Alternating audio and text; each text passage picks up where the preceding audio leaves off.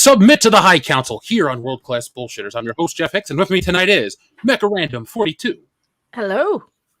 We're also joined by Midnight's Edge After Dark's Tom. I did what now? Everything. That's what they tell me. The American Express of the Internet, everywhere you want to be. And finally, he's our guest tonight, but he's been here very frequently, so he's just the perfect co-host for tonight. Say hello to Comics Division. Hello, Comics Division. No, it's supposed to be funny, but apparently it wasn't. And he takes direction well, too. Well, don't worry. I enjoyed laughed in 1976 comics. If my internet connection wasn't dog shit, I'd really like it. So, folks, tonight we're going to be talking about all sorts of stuff. There's some new Last Jedi talk. Yeah, like 4 years later. Yeah. It's going to be so interesting. Let the fucking movie die already. They won't. This is just so that Mahler does an EFAP on Movie Bob, isn't it? I mean, I might at this rate. I'm just like, Jesus, dude, really? I have heard some of his takes. There are some okay takes, like his take on the first Spider-Man movie. It's actually legit. And then there are some other ridiculous takes. This seems to be in the latter category. The Last Jedi is not beautiful. It's not a masterpiece of cinema. It's nothing good. It's an abomination. It's shit. God, I'm getting really angry talking about that. I can defend like the visuals because some shots are really, really pretty, but the movie's just shit. Oh, it absolutely is, and it's just as much shit as Movie Bob's takes. I'll be honest, he's terrible. The part that bothers me is like we're constantly accused of not letting it go. I moved on a long fucking time ago. They're the ones that keep bringing the shit up. Rian Johnson's the one that keeps bringing the shit up. All these other motherfuckers are the ones who keep bringing the shit up. I'm done talking about I was done talking about The Last Jedi after it was done and over with. They're the ones who keep like reeing at me about it. I think I did like one review and that was it. I have done more than one video on The Last Jedi. I'm guilty. Well, yeah. I love, put like this. I look at The Last Jedi as two things. The worst Star Wars movie possibly ever, but also the movie that changed my life for the better. So I'm going to take another lap on The Last Jedi if need be. Like, it gave us the Tower of shit. You might as well, man. Oh, dude, I'm just going to go into Last Jedi mode. Anybody that's like, hey, Last Jedi content is great. No, Last Jedi is a shit movie. You have to be told that. Yeah. So we got an article that popped up. We'll get to that in just a quick second. Actually, I want to share a couple things first before we jump into that because we're coming in hot. So, not that tab. We want to share this tab. So, folks, comic is closing this Saturday, and I am assembling a stream. I am working on connecting people right now, but so far I've talked to Quarter Black Garrett. So, Quarter Black Garrett is going to come hang out on Saturday. So, this weekend, folks, join me to close out Stealing Soul of the Fandom Menace Edition. This is doing incredibly well. We've had a huge jump, and we have 4 days left. So, let me show this on screen and stop talking. There we are. But as you can see here, folks, not that one again. Let's just close this one completely. I don't want to share that indie. I think your net really shouldn't be sharing your porn on YouTube. I know. I really shouldn't be sharing. I mean, I'm trying to keep this as a respectable show. Good luck. Yeah, trying. Why am I here if you're trying to keep it respectable? Immortal Kombat. What the hell is this? Oh, shh. I don't want people to see my O face, Tom. I'll be embarrassed.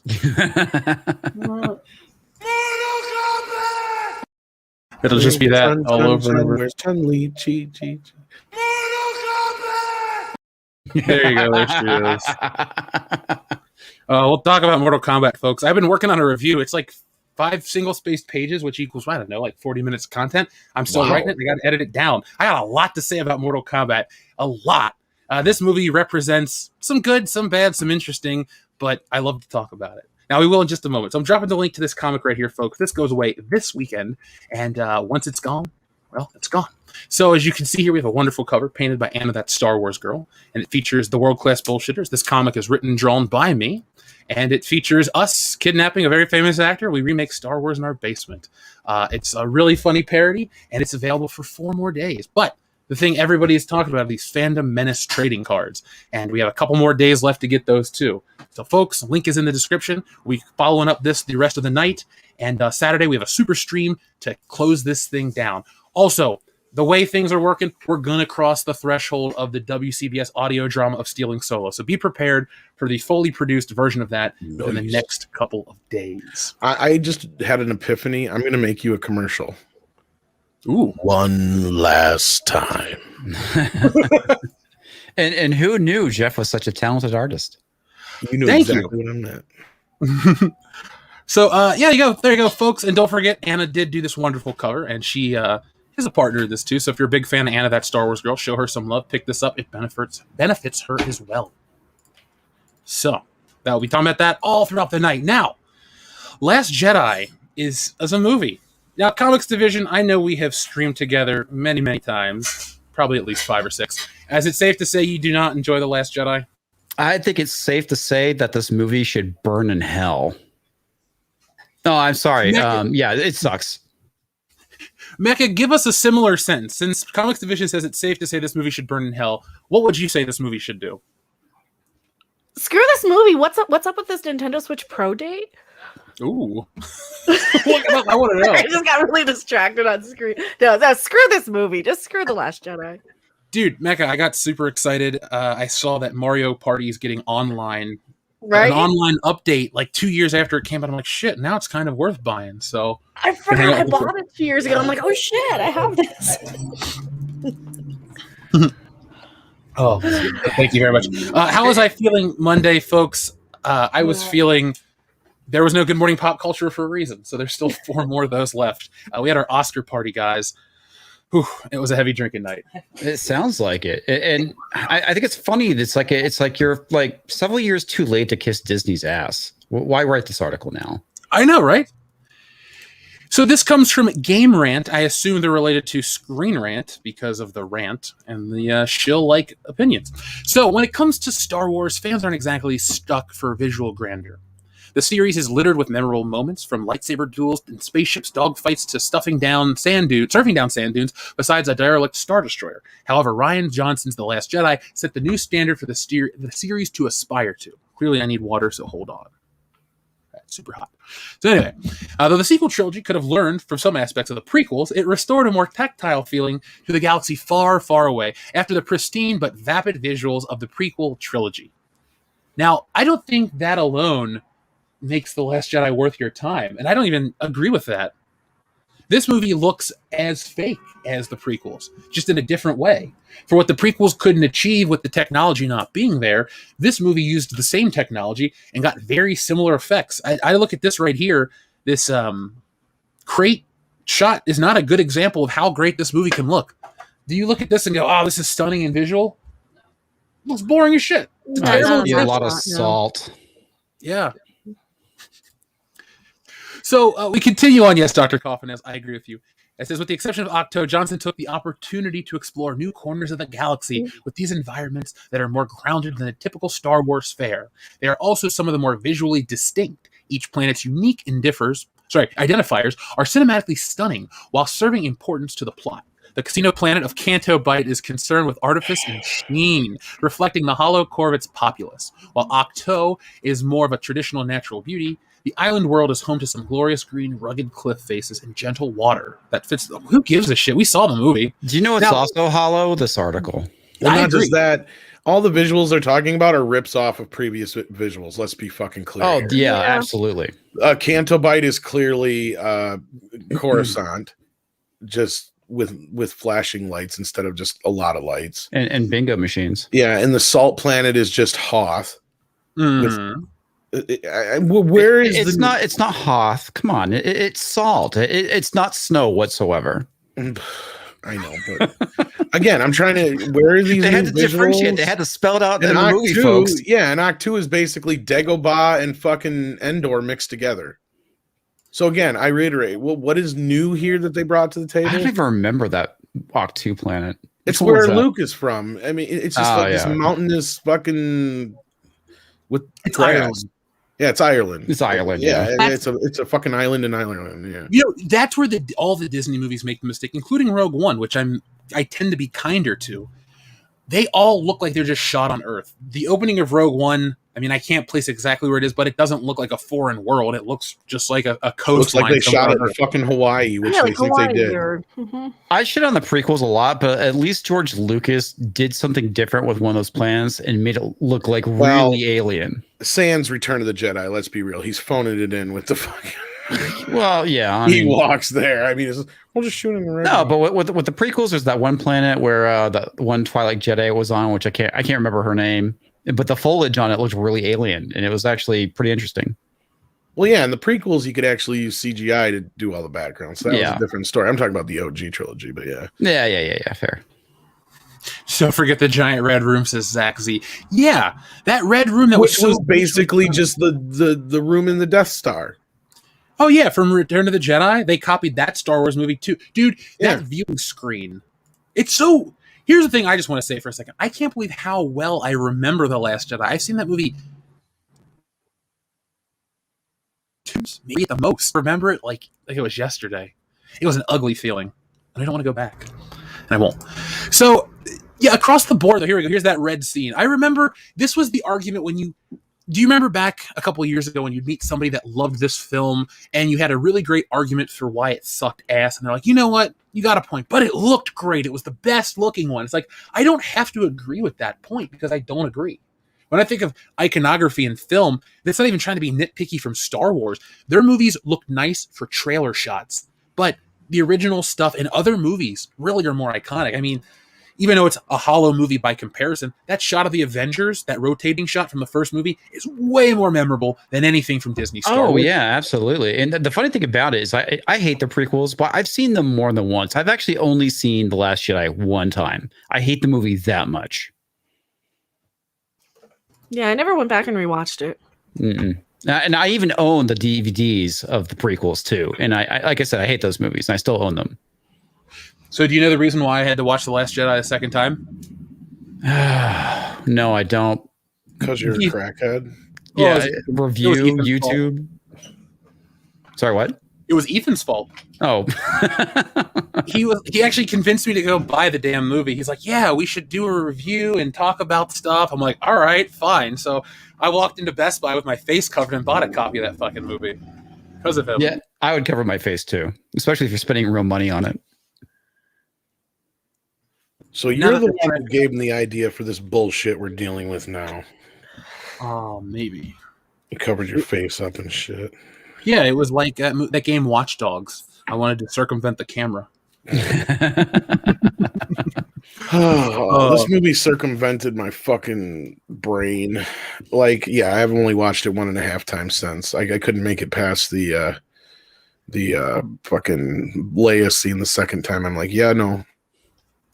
Yeah, geez, it was funny because when I saw the movie, I went I saw it in the theater, obviously, because I'm a Star Wars fan, and I was supposed to go with my wife. She didn't want to go. That's kind of normal whenever we go to the movie theater. So I ended up taking one of my friends, and he's a complete normie. And it's funny, he looked at me, he's like, "So what do you think of the movie?" I was like, "This movie is terrible." He's like, "Yeah, I felt the same way." And like I said, this is a complete normie. Isn't involved any way whatsoever in the culture war, isn't criticizing pop culture or anything, and he was just like, this movie's complete garbage. It was absolutely terrible. It's one of those movies that makes me embarrassed to be into sci-fi and all this shit, because it's like, it's structurally bad. That's the thing too. Like, everyone goes, oh, you only hate this movie because Luke Skywalker, this, that, and the other. No, I think it's bad on a movie level too, and it makes no sense with the internal logic presented in the Star Wars universe. In my original let's be honest, the Luke thing is a reason enough to hate it. So in my original review, which predates the Phantom Menace existing, I say it's like they took 12 different scripts, put it in a blender, and only kept the shitty parts. Which is funny because it's the first draft, which is even weirder. Mm-hmm. It shows for sure. Oh God, yeah. I mean, you would think that management, who's at the top, you'd think that management would have gone, let's take another pass. I mean, what movie? How many movies are done on their first drafts? None. Yeah, that's why it was a rhetorical question. I was waiting. Spinal Tap. I mean, you can't mess with perfection. Everybody gets Ghostbusters 2016. Wait, no, that probably had a lot more. That had like 16 writers. It didn't have a script. They just improv'd it. Yeah, there you go. I've written quite a few short films in my day, and none of them that I filmed was the first draft. They've always gone through multiple revisions. Even my crappy stuff does that.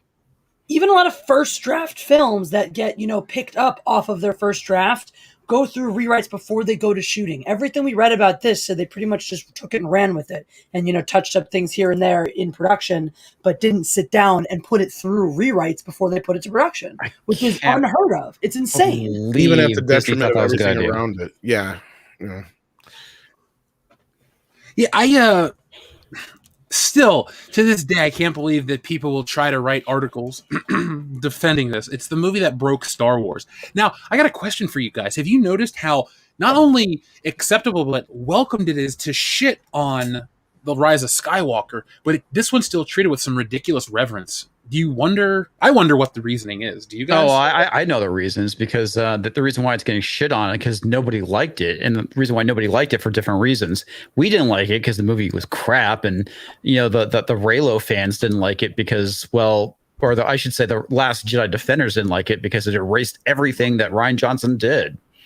As I say, it's the world's most expensive. These movies are the world's most expensive Twitter fight. Let's be real. Oh God, you're not wrong, Tom. It's Rian Johnson going, I can do it better, and then JJ going, oh, you ruined my fucking trilogy. I'm going to ruin your movie and make a better movie. And neither one of them are good. Yeah. And in retrospect, they even make The Force Awakens suck ass. What little it was decent.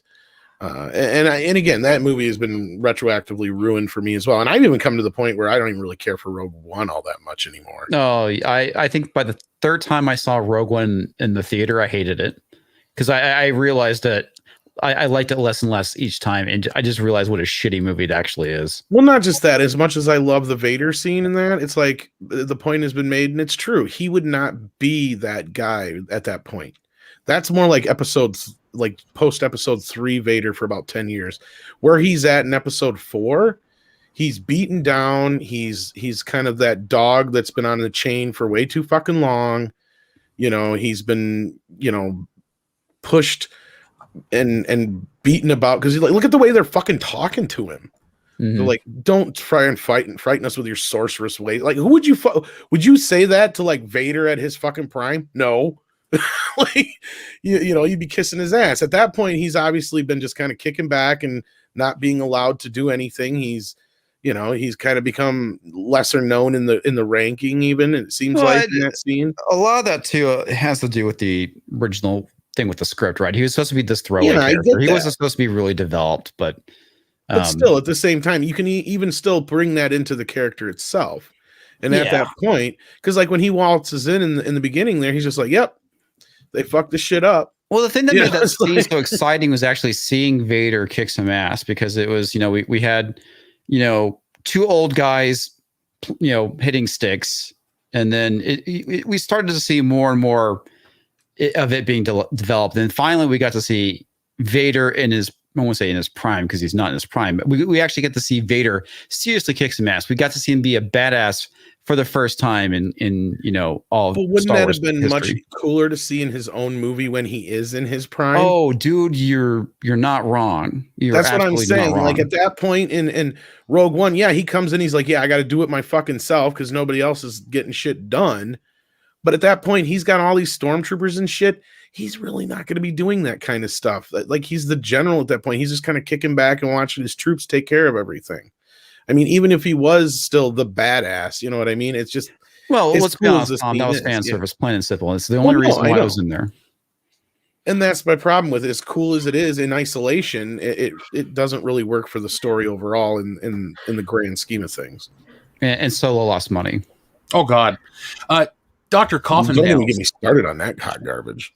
Well, that's why I can use my Solo story and say it didn't lose money. So there we go. But Dr. Coffin, I agree that everyone shits on the Duel in A New Hope. I don't think it's that bad.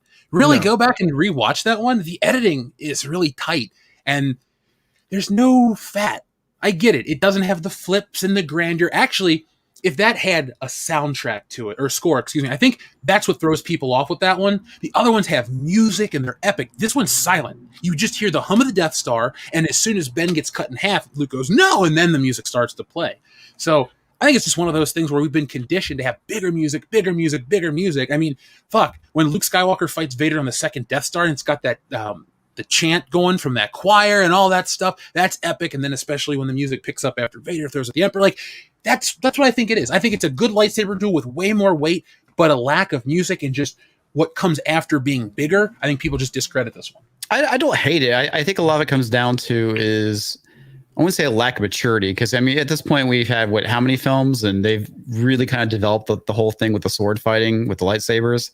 And back then, I think that Lucas probably tried to keep it very simple, very samurai-like, because obviously there was a lot of inspiration from the samurai films, and so I think what we see now is a lot more martial arty like. Which is kind of cool. And you're right, it doesn't need the backflips, but it could have had a little bit more pizzazz. But at the same time, like I said, I do like it. It's not my favorite sword fight. The thing is with the Obi-Wan and Vader matches, it's less about the actual fighting and more about them combating kind of like back and forth verbally.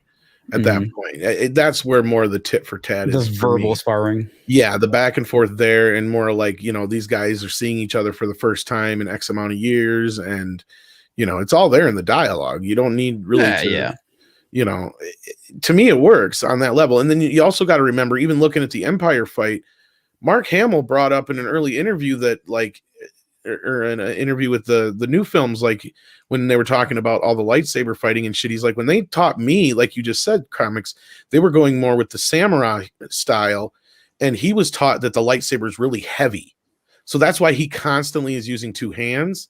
That's why he makes it look like there's such a huge weight to it.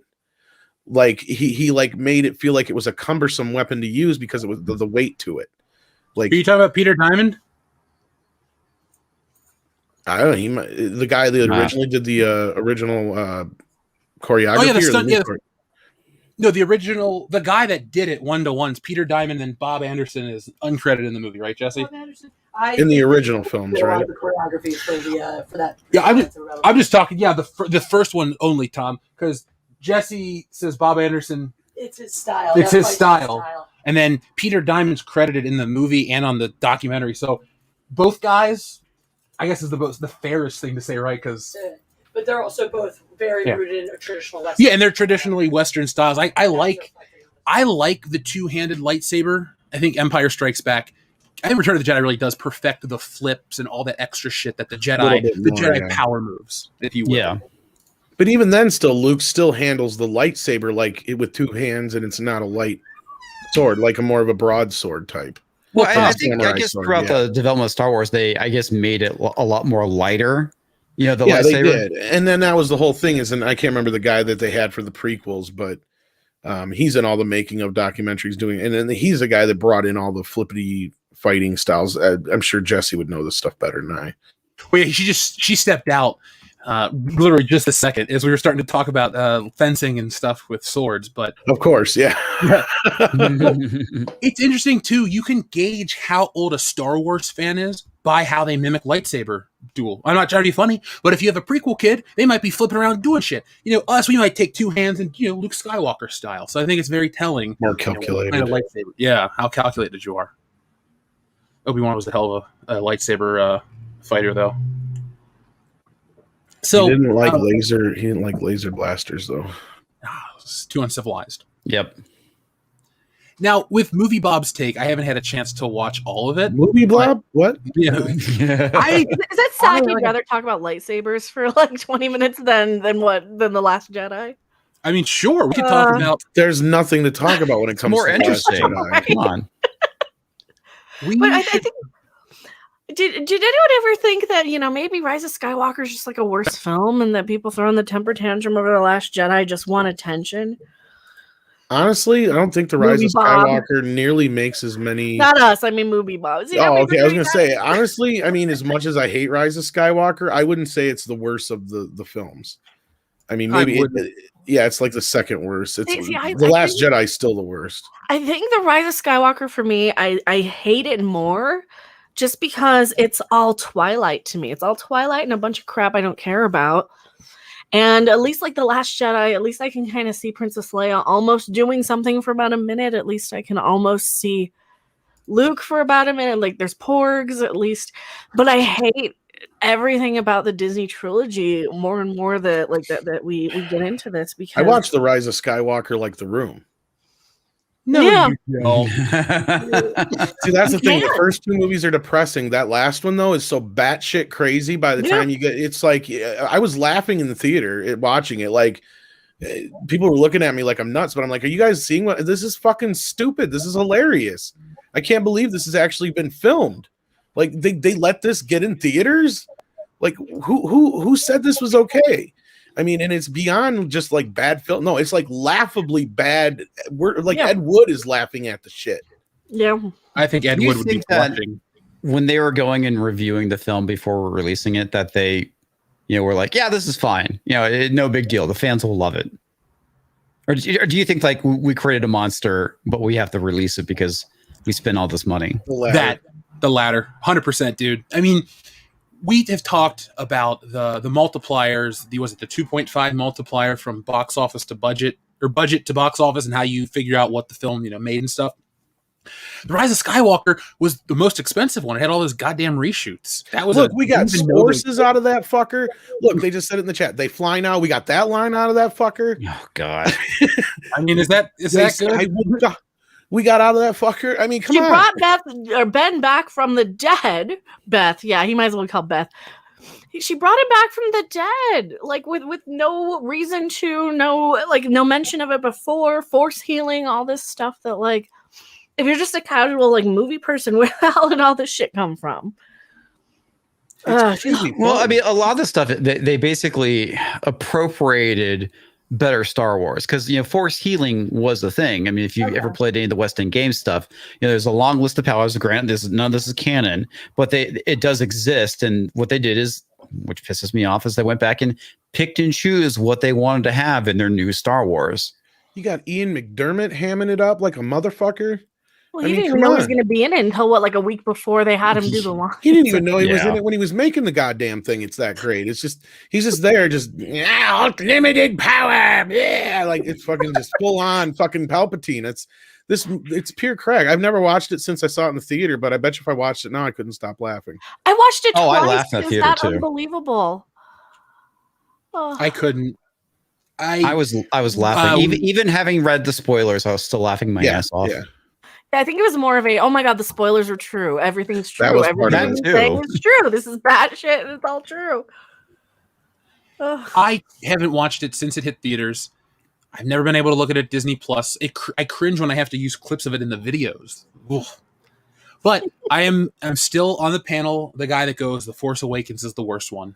That's the heinous one that opens Pandora's box, which brings us The Last Jedi and The Force Awakens. The Last Jedi and the Rise of Skywalker. So in retrospect, you might be right. Rise of Skywalker might be the best movie. Yeah, I might make a video titled "The Rise of Skywalker," the best Star Wars movie. It's not good. It's just the best one. Well, it's the best one because it's over with. Yeah, that too. It has that going for it as well. I gotta say though, the memes are glorious. The destruction of Star Wars is complete. Now KK is the master. Do it. I hate laughing about it, but it's like a sad but true laughter, man. It's like, no, it's fucking sad. Do it. Do it. Oh, shit. So what else does Movie Blob or whoever else have to say about this shit now? Well, here's the thing. This is what this article talks about, how beautiful this is. Movie Bob has his new video out talking about how great it is. I am interested in this new push. Here's the question I have. Are we that bored? Are we that out of news to talk about? Or is there this weird underground push to prove that The Last Jedi is great? Because I hope it is the latter. Because I am ready to spend the summer or the next couple of months making videos why The Last Jedi shit. Fuck, I might just re-release the old stuff and send it to Movie Bob and be like, dude, look, it's okay to be wrong. This is a bad film. Millions of people left between the first and the second, and millions of people left between the second and the third. You don't just lose $1 billion. It just doesn't poof disappear. No, those are asses that didn't show up for movies. And no matter how you want to do your Hollywood accounting with your Captain Marvel tickets, $1 billion less. Where the fuck did that money go? I thought this was the future. All right, Jeff. I got to call you out on something. His name is Movie Pervert, not Movie Bob. Oh, okay. That doesn't even rhyme. How about It's not Film supposed to. Robert? Well, yeah, he remember he's a sexual harasser or something Anyway, like that. no. Well, in reality, though, no. Jeff, back on your last point, though, let them, because that's the best part. As much as they keep talking about this movie, we can keep making videos about it. Mhm. And I'll tell you right now, as much as I hate the Disney trilogy, as much as I hate The Last Jedi with a passion, it made my friendship with you guys. It made me enough money to buy a car when it came to that fucking T-shirt. I mean, there's nothing that's bad that's come out of it on my end. So really, any of them trying to make me feel bad by trying to build this movie up in some way, you're not. That's All you're why I doing want is the giving us Ryan more trilogy, ammo. because it's just going to be good Exactly. for us. That's what I said at gonna this point. Not retire. only that, put Bree in the fucker, because Yeah. that would be like they'll buy fucking Jeremy a brand new house. Same. I'm gonna retire on that shit. Brie Larson has been. The Captain Marvel videos were our best in terms of views, but in Star Wars in general, if you put those two together, Mm.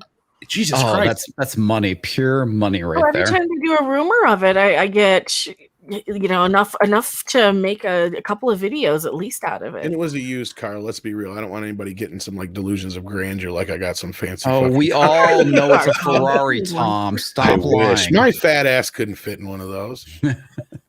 I used to dream of a DeLorean, but they're just too small for me. I know that's what I'm afraid of too. I did see Kobe Bryant in one, like not in person, obviously, I but got a shitty blue Chevy Nova. dude, one of my listeners sent me this. Here, hold on, I'll pull it up real quick. I'll show it to I you. actually used to have a shitty blue Chevy Nova. Well, you're a little more Axel than I am, bro. I had a crappy white Toyota. But check this. But what out. was crazy was mine was like an 80. Oh, they did it? Where'd you get that? Oh, A listener nice. sent me this, and it's got all the damage. Oh shit! That's Extra You awesome. parked that someplace nice. Hmm. Oh, Oh, yeah, by the way, I got- time I was here. I got myself on a shirt, Oh, folks. nice. I feel cool. Speaking There of we go. shirts, I got drunk 3PO shirts in the mail recently. They're pretty quick to get those to me. That's pretty cool. Yeah, I've been following all of that stuff. I've been following Drunk today, hanging out with Gina Carano. Good for him. I didn't get to see the latest videos, but yeah, that's awesome that they're. How the hell did he arrange that? Because Seriously. he's fucking drunk 3PO. He's the sexiest man on YouTube. I'm not going to argue that point. I'm really not. Exactly. Like you can't. I think he proved it. There's no, unless somebody begs, like I don't know, Alexandra Daddario something or like Kat that. Dennings. Well, Kat Dennings is annoying, but yeah. No, like I would go higher. She's got a huge rack, though. That's What's all her I can face? think Black about. Widow. I can't think of her damn name. Scarlett Johansson? Yeah, Scarlet. If one of us nabs Scarlet, we win. Okay. Well, she's married. Well, if you can, Well, that's what I mean. You really win then. I mean, she had Ryan Reynolds. Well, Ryan Reynolds fucked that one up, but I'm not here to debate that. All right. It is real choppy tonight, Jeff. I know, dude. We got brand new everything, like a new router, new modem, new everything. Upgraded the fucking thing, and it's bullshit. Thankfully, Well, I'm moving. the other night, and I didn't notice it that bad the other night. Maybe it's just tonight. Maybe. Stars Enlightenment, full moon. Something like Who knows? But we I'm do talking have shit about the Superman Last now, Jedi. right? that. Christina Hendricks. I'll take that one too. Under heart. Oh God, yeah. I mean, don't tempt me, but we could do a. Never mind. I'm not going to do a whole stream dedicated to that. At least without Dion. And the watch. You know who's going to win? It's going to be fucking Anna when she begs Henry Cavill. Hey, When I say begs, Cavill she was faster literally than Anna could get fucking Henry kidnaps Cavill. him, like holds him hostage. The dead DC. If you pulled that off, I would come to wherever you are and high five you in perpetuity. That's respect. I mean, that's pretty funny. Anyway, let's see. Jeff's place is haunted. Yeah, I might live in a ghost house. They don't like my internet. So is there anything else you guys really want to say about The Last Jedi? There's a ton to talk about tonight, but I don't know. if The I Last do. Jedi- It's a shitty movie that should be burned to the ground. Disney should apologize, and they should permanently put it in the vault, never to be seen again. What do you think will be now? Serious. This isn't like a jokey question. What do you think this film's legacy will be? Will this be a Star Wars film, much like Attack of the Clones, where we just talk about the other two films and this one wasn't the best? Or do you think this will be one of those films where eventually Disney will even acknowledge that the fans didn't like this one and they just don't talk about it? I don't know. Being it's Disney, I think they'll probably just sweep it on the under the rug, just like Song of the South, and maybe pretend like it never happened and walk away. No, that would be if they were ashamed of it. That's not going to happen. Just remember, this is the same company that still has Little Mermaid 2 up on their shits. They're still mad at us for not liking it. They still think everybody is just a bunch of istaphobes who didn't. So I think until they can kind of shift their culture at Disney, I don't think it's gonna go away. I think we're gonna still keep getting little shill articles like this just to get people to defend it, just to prove to the investors, no. They're just a bunch of istaphobes. They're, we don't want their money anyway, and we'll just tell them why it's good and they'll come around. We don't want their money, even if we drive ourselves into bankruptcy. You know what's sad is this is how slow of a week. This is the day after the Oscars. Yeah. And this is what they're fucking talking about. This is the Chewbacca defense thing. It's like, oh, don't pay attention to how low the Oscar ratings were. Look at Chewbacca. No, look at the monkey. That's what it is, not the Chewbacca. Oh my god, I can't even think today. Chewbacca is That's from weak Kashyyyk. for you. Don't do it. Why there are is this Wookiees on Endor. It makes no sense. Wookiees are from Kashyyyk. This does not make sense. Therefore, you must acquit. Yes. Better. It's a distraction just to get us to not talk about how bad the Oscars were. Well, and maybe, yeah. I love the media on the Oscars too. That's the best part. Is that either it was so and so killed it with her speech, Frances McDormand, or it was the night's excitement was killed by Anthony Hopkins winning the Oscar, and all this bullshit. It's just like.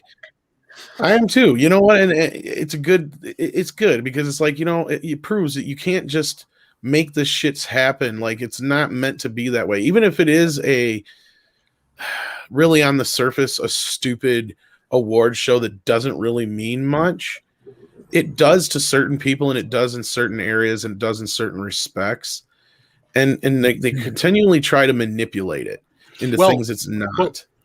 Put a pin in that, because that's our next topic. Oh, sure.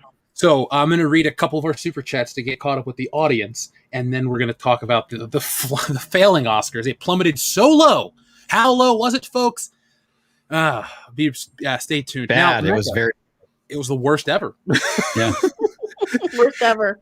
Now, Mecca, I got a Brie Larson button on the channel now. Oh no. The hell is she eating? A bug. I don't know. It's a bug. It's a bug? Yeah. I use her as a stinger. She's like, I just ate a beetle larva. I'm just like, well, I don't want to hear her say shit about taking a shot in the mouth. Oh, and she doesn't take the shit out of it either. So she's actually eating beetle larva shit. Just like Brie. That's so Brie. Now, let's get caught up with our listeners. So first off, our friend SH Rebels 08, thank you very much. He says, Buffalo Jeff and Tom Batman walk into a bar.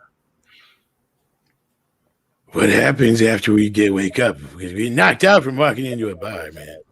You're never gonna wake up again. Go away. Sorry, that's so inside of you. See, Tom? Everywhere. That's too weird. Now, folks, I uploaded The Cat in the Hat today to Patreon, so if you'd like to listen to Buffalo Jeff read The Cat in the Hat, it's like a 14-minute audio clip, so it's a pretty hefty book for... I always thought The Cat in the Hat was like a 5-minute read. I'm like, shit, this took me like forever to read it in 15 minutes. Well, especially if you're reading it like Buffalo Jeff. I mean, it's going to take some time. Oh, God, yeah, and there's a whole production process to Buffalo Jeff. When you get it on Patreon, there's more than just me going, like that. There's more. So, S.A. Travels 08, thank you very much. Drury Nitpicker says, Grillin' Burgers about to listen to some BS. World-class BS, that is. Well, Drury Nitpicker, thank you very much for spending time with us while you're making dinner. Save a burger for me, dude. I'm hungry. Yeah, I haven't had a grilled burger in a while. Dude, we got to get together and have a Fandom Menace barbecue. Shit, yeah. That would be awesome. Am I coming through really low, or am I coming through all right? No, you sound fine to me. All right, folks. Let's see. By the way, thank you to everybody who's back Stealing Solo. It's official. This campaign is more successful than the first one. It just happened. So thank you to whoever just backed it. You set it over the edge. So we also have Kendo Slice. It says figuring is up. NHL is this year. Figuring is up in the NFL. NHL this year. Kendo approves. Figuring. What does that mean? Figuring is up, Kendo. I don't know what that means. Fingering in hockey? What? I don't know. I mean, That's a new kind of sport. Twinkle Toes McFingerbang is your favorite wrestler, right, Kendo? Look it up. That's the guy. That's somebody. He's not. It's not his real name, but they call him that. It's a pejorative. Brian Kim hashtag We Love Gina Carano says next week is 5-4, but we'll call it the Gina Carano / Cara Dune Day. They destroyed Gina with lies, so we will destroy them with the truth. Now, yes, folks, next week is May the 4th, so it's going to be a super awesome high council. We'll come up with some epic stuff to celebrate the day because Disney doesn't deserve to. And yes, we'll show some love to Gina Carano. Of course. I mean, we all like her work. We all liked Cara Dune. Didn't agree with what happened to her, so we'll talk about her next week as well. Now, Jury Nitpicker, thank you very much. He says, Jeff, have you ever crapped and looked back at it and thought, I don't remember eating corn? That's The Last Jedi. I used to clean septic tank. Trust me, I've seen things you people wouldn't believe. Oh, that was great. Oh, God. Dude, Jury Nitpicker, I apologize for the horrors that you've experienced. Thank you. Alfred Pepper, thank you very much. He says, hail to the High Council and dread it run from Buffalo Jeff always arrives. Here I am, Alfred. I'm here for you. Jury Nitpicker says mostly corn. Thank you, Jury Nitpicker. Kendo Slice says Bloodsport is better than the Avengers Assemble Mortal Kombat. Yeah, I agree, Kendo. Bloodsport might be better than the original Mortal Kombat, if I'm being honest, but I do prefer the original Mortal Kombat. Drew Nitpicker, thank you very much. He says, after talking about toys with you the other day, I started following you, Jeff, on Instagram. All I got to say is that's a lot of bush. Yep. It's on my Instagram. Roger H says, thumbs up. Roger H, thank you very much, Roger. Thumbs up what? He just gives a thumbs up sticker. You got to be more every show, so thank you, Roger. clear with where you're sticking that thing. You know where it's going. Oh, yeah. Oh. Folks, we have over 960 watching and only 364 likes. So at 1,000, we always hit Good Morning Pop Culture, which means on Monday. Some lazy thumbs out there. I know, right? Well, that's okay. Everyone's angry about The Last Jedi right now, so I kind of understand why everyone's just taking a couple of minutes to hit that thumbs up button. Well, hit it if you want KK to be fired. I think everybody can agree. Yeah, I'm going to press the thumbs up button. And then the thumbs up is going to change when you and I start talking Mortal Kombat. It's going to Can go she be fired out of a cannon into the sun? South Park style. Yeah. Pilot Wings 64. Ooh, good. Justin says, sorry, my thumb was busy. That's okay, Justin. Well, I mean, I hope it was a good time. It was put to good use, I'm hoping. There we go, folks. Now it's jumping up. Adam Alford says, before Disney in the EU, there was a comic where they handle Vader like Jaws, a force and a constant threat made scary as hell. Or they had a lot of good issues. Sorry, I almost said episodes. I mean, there was a lot of really good ones. Crap. Trying to remember the name of it. Basically, where there's like this there's this plot basically to go and kill Vader and him. It was a great freaking story that was done by Dark Horse. Was it Darth Vader in the Lost Command? No, it wasn't that one. Purge of the Tyrant's Fist? No, I have to look it up. If you remember it, just shoot me a link, because I liked the Dark Horse Star Wars comics quite a bit. I thought they were better than the Marvel ones in every way. Yeah. Oh, dude, they were far superior.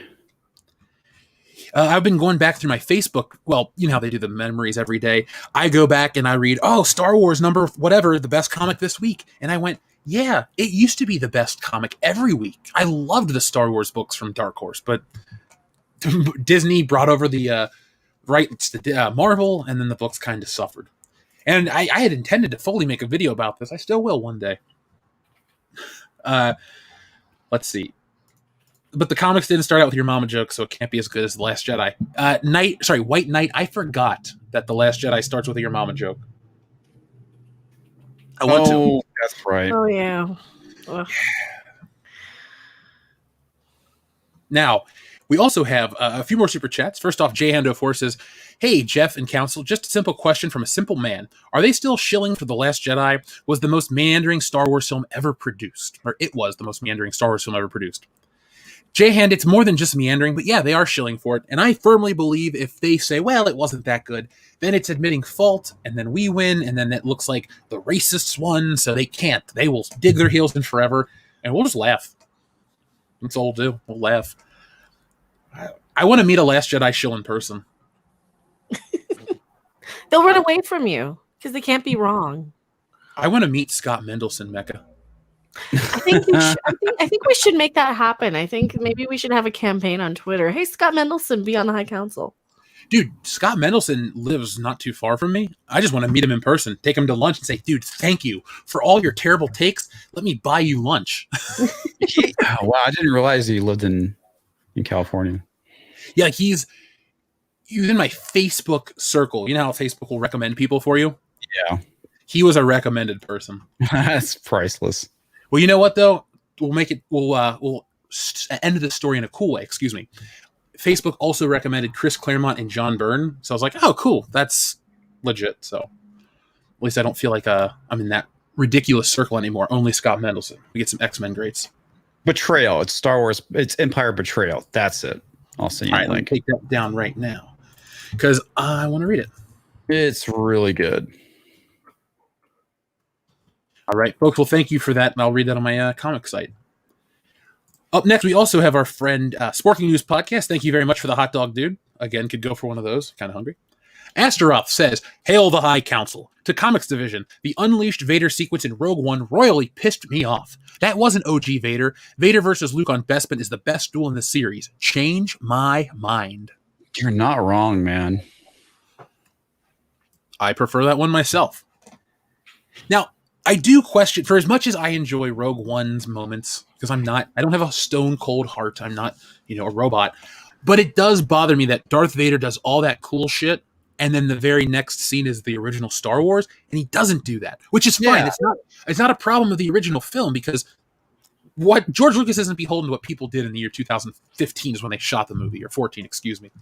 So, I get that, but Disney should worry about consistency, because it is kind of jarring that 1 minute he's doing all this epic shit with superpowers that you didn't even know he had, and then the next one, not. Yeah, I think that would be my biggest complaint, is the fact that literally, a couple hours later, he's fighting completely different. So yeah, there's a lack of consistency there. Now, Wheezy Bird and Jack White, 2 messages about anime.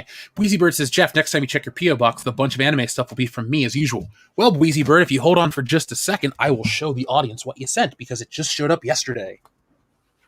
So you guys talk for a second. I guess this is where we vamp, guys. 1 second. 1 second. What are you waiting for, Tom? 1 second. No.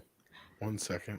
No, man. We still have half the audience without the thumbs up. Do I need to jiggle? Do I need to turn on the jiggle cam? This has been longer than 1 second. Jeff Also, is come full to of my shit. thing for jiggle cam where I jiggle. We're cooked. There you go. Mecca says it herself. Now, here you go, Wheezy Bird. So, folks, let's show the camera right here. So we got My Hero Academia Volume. Wait, Jeff's black? Oh, shh, don't tell anyone. So we have My Hero Academia right here. That is a great manga. I almost called it a comic. That is a great manga, by the way. I have all the volumes now thanks to Wheezy Bird, so I'm going to do more reading now that Stealing Solo is, that. Oh, we're losing connection. Crap. Also have... is the internet that bad? I guess I'll have to stay off camera because the internet's terrible, right? Yeah, it seemed like you kind of froze up a little bit, but yeah, dude, I haven't checked out the anime yet, but the manga is just simply fantastic. Well, we also have Demon Slayer, the Blu-ray. Thank you very much for that. This is the top anime of 2019 based on the manga from Weekly Shonen Jump. Yep. Also have Mega Blocks. This looks badass.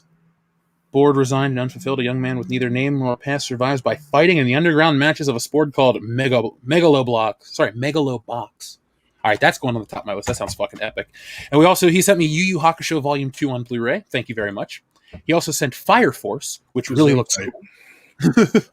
And then he also sent My Hero Academia Volume 27. So, Wheezy Bird, thank you very much. The internet connection is dog shit, but I want you to know that I have these. I appreciate them, and I'm going to watch Megalobox soon because that sounds fucking cool. I have not heard of that one. I think go check that out myself. Yeah, I'll send you a picture of it on Twitter so you don't forget it. But yeah, this is the type of anime I like. This isn't slice of life, but the more realistic, grounded ones are the ones that interest me the most because it takes interesting concepts, and you don't need to make it, one-to-one realism, because why would you watch an animated feature that way? But, like Sailor Moon and some of the more crazy or kiddie-fied ones just never appealed to me. Yeah, I have to agree. I like turtles. Did you see the Ninja Turtles NECA thing that went up for pre-order today? Yes. Did you get one? Not yet. It's sold. Tom, I always Comics saw Division, the top did you of see your what head. it was? No, I missed it. I just saw the top of Tom's head and a bunch of gremlins in the background. That token Razor back there. Well, did you see April O'Neil? And you can get Yeah, an I've autograph? been following that. Or whatever. Yeah, she's got her own YouTube channel. Oh. Yeah. Well, Jack okay, White then. says, Jeff, have you ever considered doing a live stream where you do anime commentary on a series like Yu Yu Hakusho or One Piece? Well, Jack, I'm moving. We're just moving for an apartment. Everything's going to work out. There'll be more space to record and work stuff. Then I can do more, which is what I want. I want to do more drunk streams and more hangouts and more stuff like that. So, yes, I have considered all of those things. Once I figure out a good formula or a good schedule, that'd be something cool. Because I like to use one of the days a week for videos as something a little more me. So I wouldn't be opposed to that. And then finally, Bleezy Bird again says, David Stewart would agree with you, Jeff, on Force Awakens being the worst, especially when he sees it as a soulless and pointless remake of A New Hope. Wheezy Bird, I have actually talked to David Stewart about a crossover years ago, right around his Bolshevik marketing video came out. God, was that early 2018? So I have emailed David a couple times. I keep reaching out. We'll start to talk, and then we just never make it happen. So I'm still open if he's still open. I think it'd be fun. It'd be like a 3-year wait, but worth it. So that is the beginning of some of our super chats, folks. We will read all of those tonight. So thank you very much for supporting the channel. Now, we'll talk about what happened on Sunday. So, show of hands in the chat with a 1 or a 2. 1 if you watched the Oscars, and 2 if you didn't. 3 if you wish it never happened. That's definitely a 3 for me. So, Mecca, what number are you? 2 and 3 for sure. Tom? 42. Oh, number of the universe. You're still in my number. So I'm gonna You go didn't with. say it.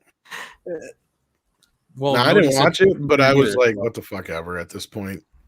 I stopped watching a long time ago. I haven't watched it Oscars in have 3 years. basically been a meaningless, industry award ceremony anyway. I don't know why people have been so into it, because it's not as glamorous as it used to be, and it's I just don't care. This year was even less glamorous than ever. Now, usually when you see an Academy Award ceremony, it's got the glitz and the glamour of Hollywood. It's got the veneer. It's got the fake. It's got all that. This year, it was in a train station, and it looked cheap. My high school graduation. It was at a train station? Are you Because serious? the homeless people in this Mhm. train station to go in and use it for the Oscars. I'm like, dude. Why on God's green earth did they film it in a train station? Social distancing? I don't know. I don't know, but check this out. This is comeuppance. This is everything we expected and more. Oscar viewership rises to 10.4 million in final numbers, remains least watched and lowest rated Academy Awards ever. Congratulations, everyone. You fucking killed Hollywood. Well,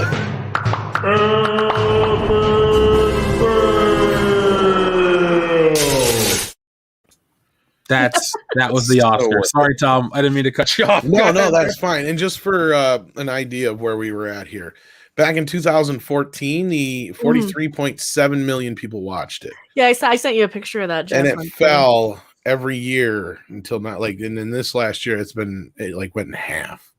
And I heard this was also a new one for the Oscars too. It was probably the most preachy out of all of them too.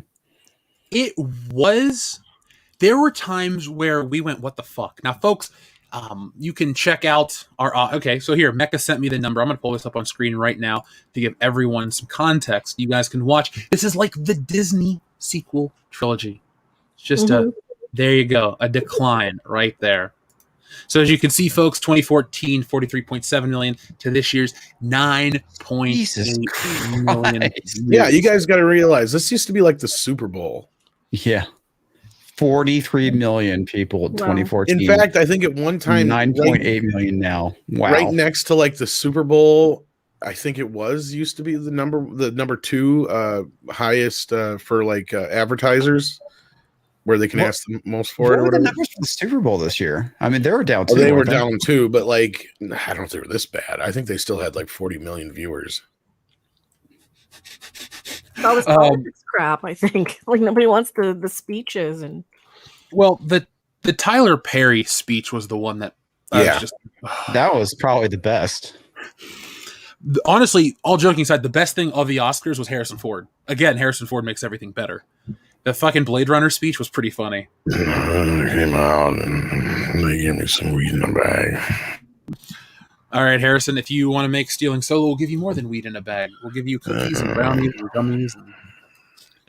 But I got a plan. A weed plane. It'll be like... Get off my plane. Well, the beautiful thing is that Harrison Ford will get off his own plane too, after he crashes it. Yeah. So let's read a little more about the numbers, because it's always fun to make fun of Hollywood. You know, we're this, we're that. The small vocal minority is just laughing as we celebrate more victories and wins across the board. So, update 10:10 a.m. Downtown Los Angeles Union Station is pretty much back to normal after hosting the 2021 Oscars. So good, all the homeless people get to go back.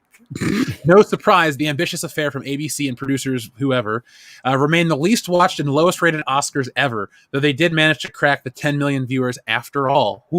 10.4 million viewers. So while the former number isn't much of a jump from the preliminary data release yesterday, the latter is almost an 11% bump. Nothing to write home about. Fuck off. In that vein, Disney and ABC are bragging that the 2021 Oscars were their strongest primetime telecast of the year. Okay. Well, we'll keep making excuses. Yeah. They're also chest pounding about topping CBS airings of the Grammys last month and the Golden Globes on NBC in February. Now, Mecca and Comics Division, could you guys do me a quick favor, each of you? Mecca, could you find me the numbers for the Grammys of the last 10 years? And Comics Division, could you pull up the Golden Globes? If you could find those, we'll compare real quick. While I read. Or Tom, one of the people. So anyway, the Oscars also bested last September's Emmys, which was broadcast on ABC. That victory lap is pretty much standard for the Hollywood's biggest night, but never have the margins been so tight. Just saying. So that's the update. Now, here's the part where we're going to laugh. It says, in the delayed fast national results just released by Nielsen, they were watched by 9.85 million, an abysmal rating of 1.9 among the 18 to 49 demographic. This is an all-time low for Hollywood's biggest night by a huge margin. Okay, there's your young demographic that checked out, the one that you're expecting to be there. Golden Globes viewership sinks to a 13-year low. Apparently only 6.9 million viewers, a 63% drop-off. Pretty much the same as here, yeah. Mm-hmm. So, yeah, it's pretty bad. Pretty bad for the Golden Globes. And I have to correct myself, or at least I was guessing anyway, so it don't really matter. But Super Bowl had 91 million viewers this year. See, now the Grammys this year were 8.8 million. Last year, 18. In 2012, it was at 39 million. So we've got a whole... Damn. It's been a pretty much steady decline. Like between 2012 and 2013, they lost 10 million people. And it's just been kind of... Every few years, it just drops. Yeah, Ronan Blade, Go Woke, Go Broke does work. But I think there's more than just a wokeness or political preachy problem with the Oscars. A lot of the movies just don't resonate. It's across the board. A lot of this, and here's the thing. I had the benefit, the good luck to watch some of these movies and talk about them with Richard Chu, a.k.a. Traffic, the guy who edited the original Star Wars movie. So I have seen all the Best Picture nods and all this stuff. And some of the movies are okay, and some of them are so out of touch that I can't believe that people make these and then they wonder why the Oscars are so lacking, because people don't care about these movies. You know, if you go through all the categories, there's so many movies that people just don't give a shit about. Why are they going to tune in to watch a bunch of movies they don't care and then be talked down to? That's the bigger part too, though. I think is it's not even so much the movies, Jeff, because people used to still watch it when nobody. That was part of the joke, is that nobody watched any of the movies. But it used to be, and I think I'm right on this, at least. Besides the fact that, you know, Rob and I have said it a million times that the Oscars went to shit when Weinstein started buying them up. We call it English Patient Zero. From then on out, it's always been Weinstein movies that won 9 times out of 10. And then you also had the problem where there was this shift in the paradigm of how Hollywood viewed itself. Because prior to like the late 90s, early 2000s, or even maybe mid to late 2000s, probably about the time that the ratings started dropping off, the Oscars, hit or miss, still it was like a fun night, and it wasn't so much about them sucking their own dicks as it was about them roasting themselves. I think that all of that changed with Michael Moore when he started preaching. A lot of that did. Like, and you still had the moments where people would preach and do this and that back in the day, but generally they weren't met with like a grandiose applause. They were generally met with a lot of jeers and sneers and kind of like, no, wait a minute. Then you have the other aspect is we had a year where people were inside for a year. The last thing they really want to do is watch people who fucking make millions of dollars playing pretend, patting themselves on the back. Yeah. Especially if they're out of work. Who was the one that said, "Don't reach for your remote"? Was that Regina King? Maybe. Maybe? I don't know. Yeah, somebody was going to give like this, I guess, very big. Is that you're talking about the one who said, "Oh, you're going to be preached to tonight" or whatever? Yeah. Hey, movies aren't mandatory, you know. This isn't you know where and you know when. No, but what sucks, Dash Rendar, is they didn't used to be. And there was like 3 or 4 clips I wanted to show the other morning on the show, because it was like, there's so many great moments that we used to have because the Oscars used to be fucking fun. But even the Oprah Uma thing, the stupid cringe back in the day, it was still something. It was like, oh, that's just kind of cute. I mean, it's stupid, but it's not hurting anything. I remember, I think it was Jimmy Kimmel who did this, but there's like this sketch that they did like a number of years ago where you had like these 2 fat-looking Americans, and they were like mocking celebrities, and Jimmy Kimmel calls to the TV and basically lectures them about fat-shaming celebrities or something. This happened, I want to say like, maybe like 5 or 7 years ago. It was for like some reason really I don't remember that, so it had to be sooner than that. But maybe, I don't know, because I've watched every Oscars up until like a year or 2 ago. No, it was a number of years ago. I don't know, unless I just zoned it out. That's very it may not have been the Oscars. Maybe it was like the Golden Globes or something. Okay, because like award ceremony. Yes, Dr. Coffinails, Dash Rendar is here, and yes, I'm excited as well. I was surprised how some of the nominations went, or sorry, some of the wins went, because even though you didn't watch this, correct? None of you? No, I didn't. But what's funny is when they get pissed off about somebody not winning or somebody winning, and then they don't turn on themselves and realize, oh, by the way, we're the ones fucking voting for this. Just like when we had the hashtag Oscars so white and all that bullshit years ago, I had to remind them, you're the motherfuckers that vote for this. Yeah. I don't know why you're trying to shame the rest of the world when this is your award show. Realize how political the Oscars are. And I don't mean political as in, like a politics. I mean, you literally have movies that are running to get elected to win an Oscar. I mean, they have them on billboards and everything. I had a friend of mine. But people don't vote for them comics. That's no. But it's not people, but it's people the peers in the industry. In the industry. Yeah, so but they literally have ads to try and get these people to vote for it, though, which is crazy. Oh, yeah, for your consideration? Well, and a lot of that started with Weinstein. He was the one who really pushed that kind of a campaign. And buying the goodie bags and all that good stuff like that. That's where he started buying up the Oscars. And then that's why shit like Shakespeare in Love fucking won. Yeah, that's a movie that beat Saving Private Ryan. Should not have been made. Well, that's my point, is every other movie that came out that year was better, yet that was the movie that won. Why? Because Weinstein bought up the Oscars. That's why. Well, I want to show in a second my favorite Oscar clip of all time. Because sometimes it's worth getting the copyright strike for. You don't know if you will. You might not. You're probably just going to claim. Yeah, I think you get claims for that I crap. got the WWE one was the The worst. older stuff they don't seem to, but some of the newer stuff they do. I noticed because like I said, I showed one the other day, and I don't think we got claims. So, are you going to show the streaker? Ooh, should I? Hold on. Well, I got one too. If not, but yeah. Hold on, I got something. Is this Trey and Matt in the same dress that Jennifer Lopez wore? That's a good one. Otherwise, the other one was when Martin Short and Carrie Fisher showed up in the same dress. And Martin Short's like, "You knew I was going to wear this dress, Carrie," and she's like, "Yeah," and he's like, "Yeah."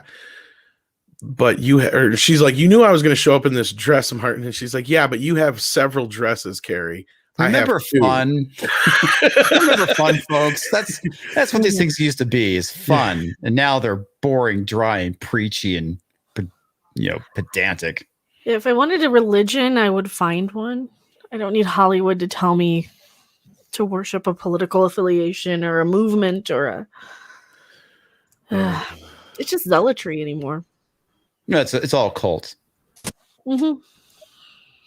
All right, so here's my preferred Oscar clip, guys. Oh, you weren't serious. Can I vote for that? He speaks fluent Japanese. Are you Fujiyama? What does katana mean? It means Japanese sword. You think so? Had that not win an Oscar? How did that not win? I don't know why. That movie is literal perfection. That movie is better than anything Hollywood made last year. Folks, if you haven't seen Samurai Cop, we have done a watch party, but I'm not opposed to doing another watch party. We hung out with Raiders of the Lost Flicks, last year, roughly this time, and did one. But the WCBS guys owe you a Samurai Cop watch party. I want to do a double feature, The Room and Samurai Cop, when the guys and I are all back in person in Fort Wayne, Indiana for Loudy's wedding. So be on the lookout, folks, for more content. We still got to do Ninja Turtles yet, too. Yeah. Work everything. I move, get set up, go back and see. The internet really hates you. What? So whatever you just said, man. Oh, my internet hates me? Yeah. Hold on, let me try this. I feel like Wayne's World 2 in that speaker scene. Ogre Ox and Eddie on it. Yeah, that one. So that was 3 crawlers, 12 donuts, and a... I think one thing we should definitely do is a Black Dynamite watch party, as somebody suggested in the chat. Oh, I've got all those movies. I love Black Dynamite. They're not Black Dynamite. I'm thinking of Dolomite. Yeah, Black Dynamite was awesome, and the animated series was also really good. It's a shame that it died. Dolomite's my name, and fucking up motherfuckers is my game. I still haven't seen that movie. You've never seen the Eddie Murphy one or the original Dolomite? The Eddie Murphy one. That's a good movie, which is why I can't understand, because it's the same director who did Coming to America 2. I don't know what happened. But yeah. All right, let's try this now. Now what? Sounds better. Mm-hmm. Jeff is using AOL. Okay. You got mail. Genitalia. God, that sounds kind of fun. Wait, what? All right. It cut in with genitalia, and then I lost the rest. Tom said you got mail, and I just followed up with genitalia. Old school dick pics when they used to take forever. That's a lot of megabytes to upload. So, in terms of the Oscars being the lowest ever, we're not surprised. Do you think it can get even lower? That's the real question. Yeah. Absolutely. It depends on how woke it does get next year, I suppose. Do you think we'll get 5 million people watching next year? I'm going to see how long it takes to get to 0. Are we going to half each year and then, not too long, but I'm going to go for 4. They might do something crazy. Here's the thing. Whenever they have a big dip like this, they generally try some kind of gimmick the next year. I think they'll fudge the numbers next year. They'll do something where they'll have some technology to fudge it. I don't know about that so much as I just think they'll do something extravagant. And again, it all depends on how this year ends up with films.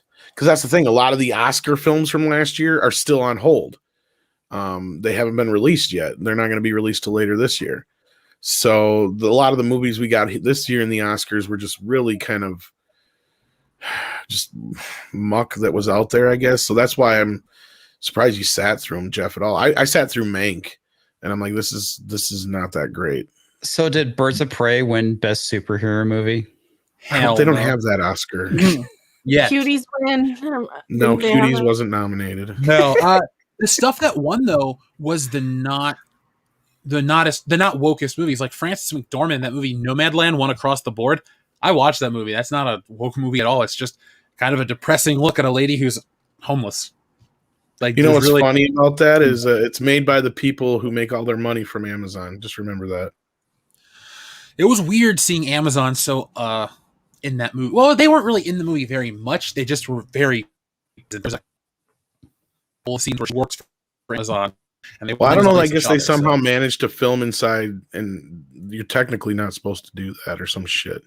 There is no, unless this is the greatest whatever, but like they shot outside of an Amazon branded building. Then they were inside using Amazon branded tape and all the machines and the boxes and everything. So I think they got. I don't know how they did it, but I think they shot in Amazon. Yeah, I haven't seen the film to know the context, so yeah, I wouldn't know. But it was, you got to watch it. I will say that's the only one that's like a serious movie that I think people would like. Well, I know the movies like Sound of Metal suck dick. That movie was terrible. I know the plot, and that's what was funny because everybody was saying they didn't show any of the scenes inside the Amazon plants because the whole point of the film is she's forced to live in a van because she doesn't make enough money at her job working for Amazon. Well, no, that's not the plot of the movie. That's just a small, like, that's just one scene, really. The movie... No, that's funny, because that's what they make the movie sound like it is. But, well, whoever told you that's an asshole. The woman who's... The media. Dies. The media.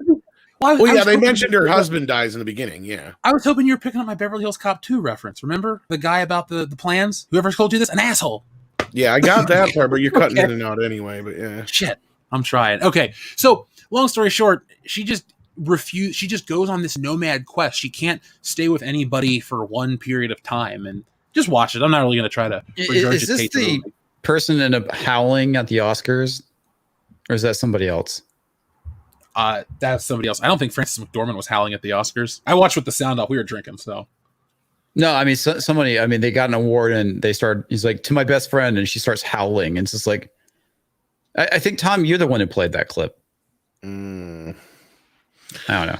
I don't think that was her. She's the one who made some long ass speech. Well, anyway, somebody howled at the Oscars and it was completely stupid. Yeah, I don't remember what we showed. I remember showing the Walter Matthau clip, but that was a different thing. Mr. Pants is saying yes, that was her. Okay. I say it might have been, but yeah. See, Az was the one who played it. That's why. I had everything muted because we didn't want to get a copyright strike from Disney, so I didn't really hear a lot of. I just had subtitles on. Is that who runs the Oscars now, or is it? I don't think ABC technically owns the transmissions. The Academy does. Oh, okay. I just meant for like playing it over the stream. Yeah, no, yeah, I get it, but yeah, entertainment's fucked. Yeah, especially when we talk about our next topic in a minute, Mortal Kombat. But you know, hey, at least it wasn't woke. I mean, they race swapped That's Johnny really Cage. saying something. Not really. Johnny Cage is still there. No, I said they race swapped him. Did nobody? The thing is, nobody reported on this. He's black now. They show Johnny Cage's hands at the end of the movie. That's a black dude on that poster. I was like, oh, he was black. I was like, because I looked at him like, wait, the color of his They haven't belt, even casted him yet, though. They showed a they showed a poster. He's gonna be a black dude. I know That's they're trying funny to get because everybody's pushing for Ryan Reynolds. Yeah, Ryan Reynolds ain't gonna be in that movie. That movie's beneath him. It could be. Isn't he like 50? I don't know. He looks cool for his age. I mean, he could play Johnny Cage look wise, but I don't think he's got the right. Okay, maybe we'll start the conversation here. What is up with the resistance to this new film? I don't get it. I understood it first going into it, but after I watched it, I'm like, it was fun. It was No, nice to see a movie. What do you mean no?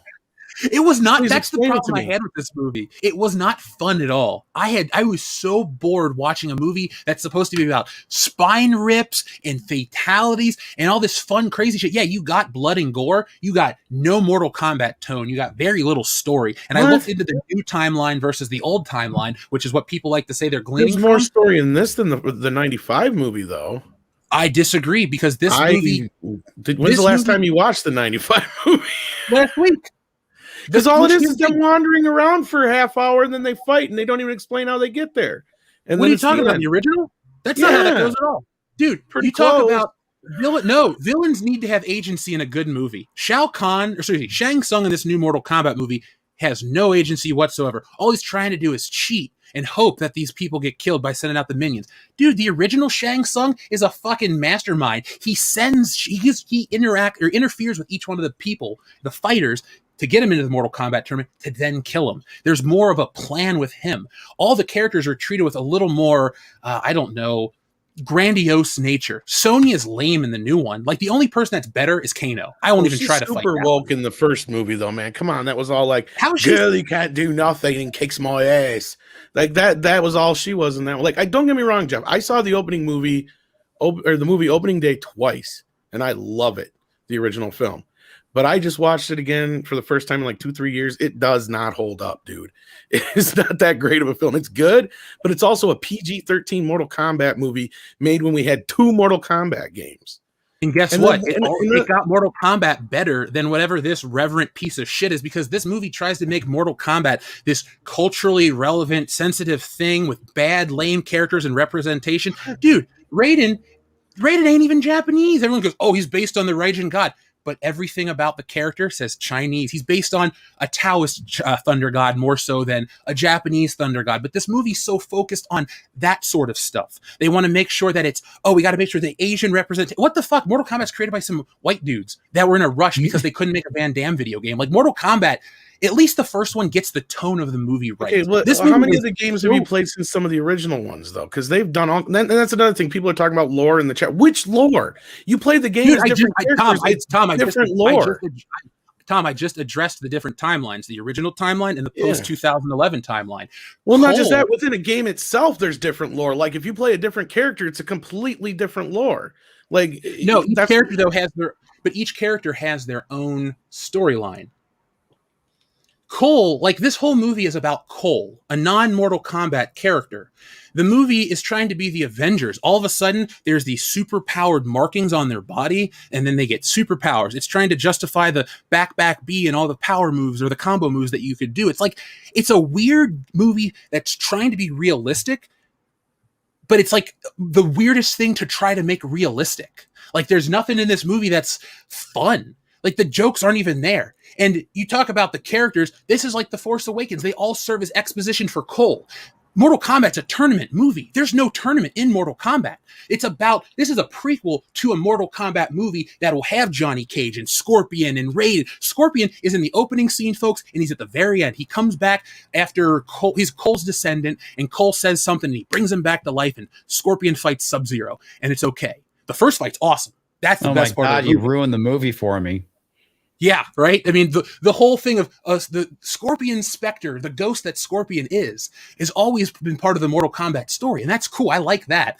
But this whole Cole storyline, that's the whole crux of the movie. Everyone else is like a side character for Cole. It's Rey. Why is Rey bigger than Han Solo in the movie? Why is Cole more important than Liu Kang? Liu Kang's a joke. I mean, you had Liu Kang at the forefront of the old Mortal Kombat. He was imposing. He could kick ass. It looked like he could fight. This new dude, I kind of laughed. He's kind of scrawny. Kung Lao, kind of cool, but like, it's one kill and then he dies. Like, it's the most like surface level epic movie that has like it's like a cardboard cutout. It looks cool on the front, but on the back, they didn't even put a sticker on the back. It's just. Yeah, but what are you expecting? That's the thing, is I hear like you were expecting like some kind of epic film out of Mortal Kombat. It's fucking Mortal Kombat. They spent $55 million on it. We're lucky to kind of get it in a sense, but like, I look at it, they spent $55 million on this thing. Granted, I'll give you this.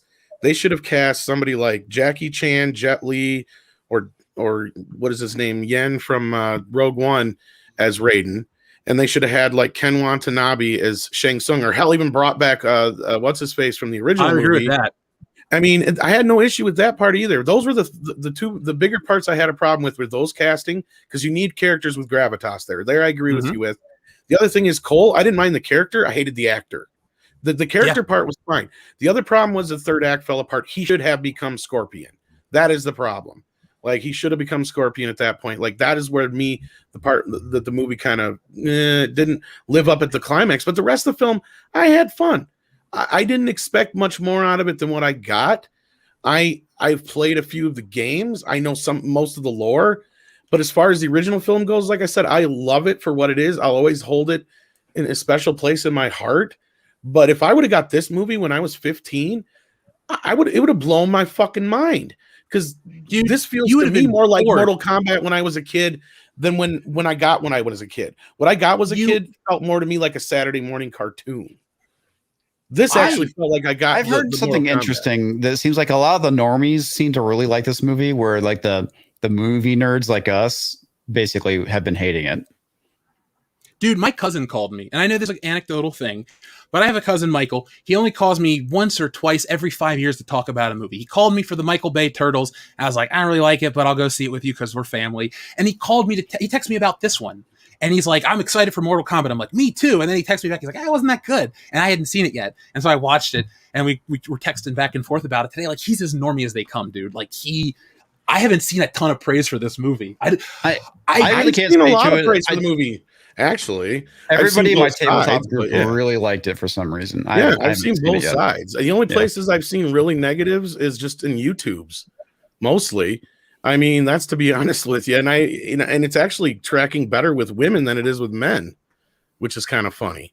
Which is, I mean, that's fun and all, but like when you watch when I watch a movie, I want to be excited from the get-go. If I'm watching a Mortal Kombat film, if I watch any video game movie or genre film, I kind of expect it to be something epic. Like the Avengers. We'll go back, because the Avengers in this movie, they didn't copy Mortal Kombat. They copied the Avengers. This movie is about Raiden and connecting the team, and then they're all going to get their superpowers to fight Shang Tsung's army that's impending. Like, it's not even it's weird. It's like the story of Mortal Kombat minus the literal Mortal Kombat tournament, which is the whole point of the story. Like, that's why I'm mad. But you got to remember, you're right when you're saying like this is more of a prequel, because that's exactly what it is.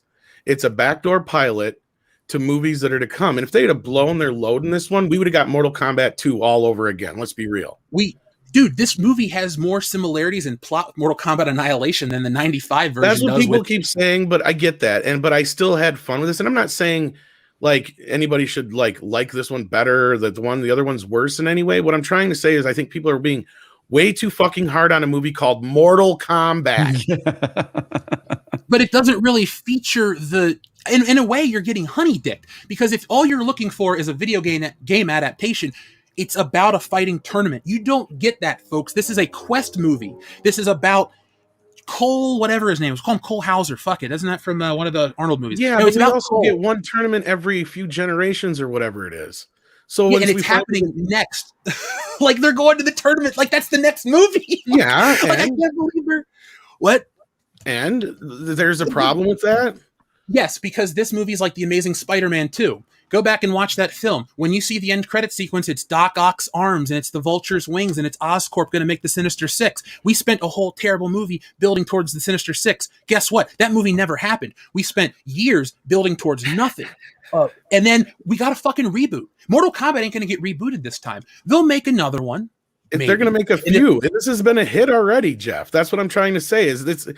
Well, aren't they trying to like build their own cinematic universe around Mortal Kombat? Yeah, they made it cheap for a reason. There was no way this was not going to be a franchise. Like, let's be real here.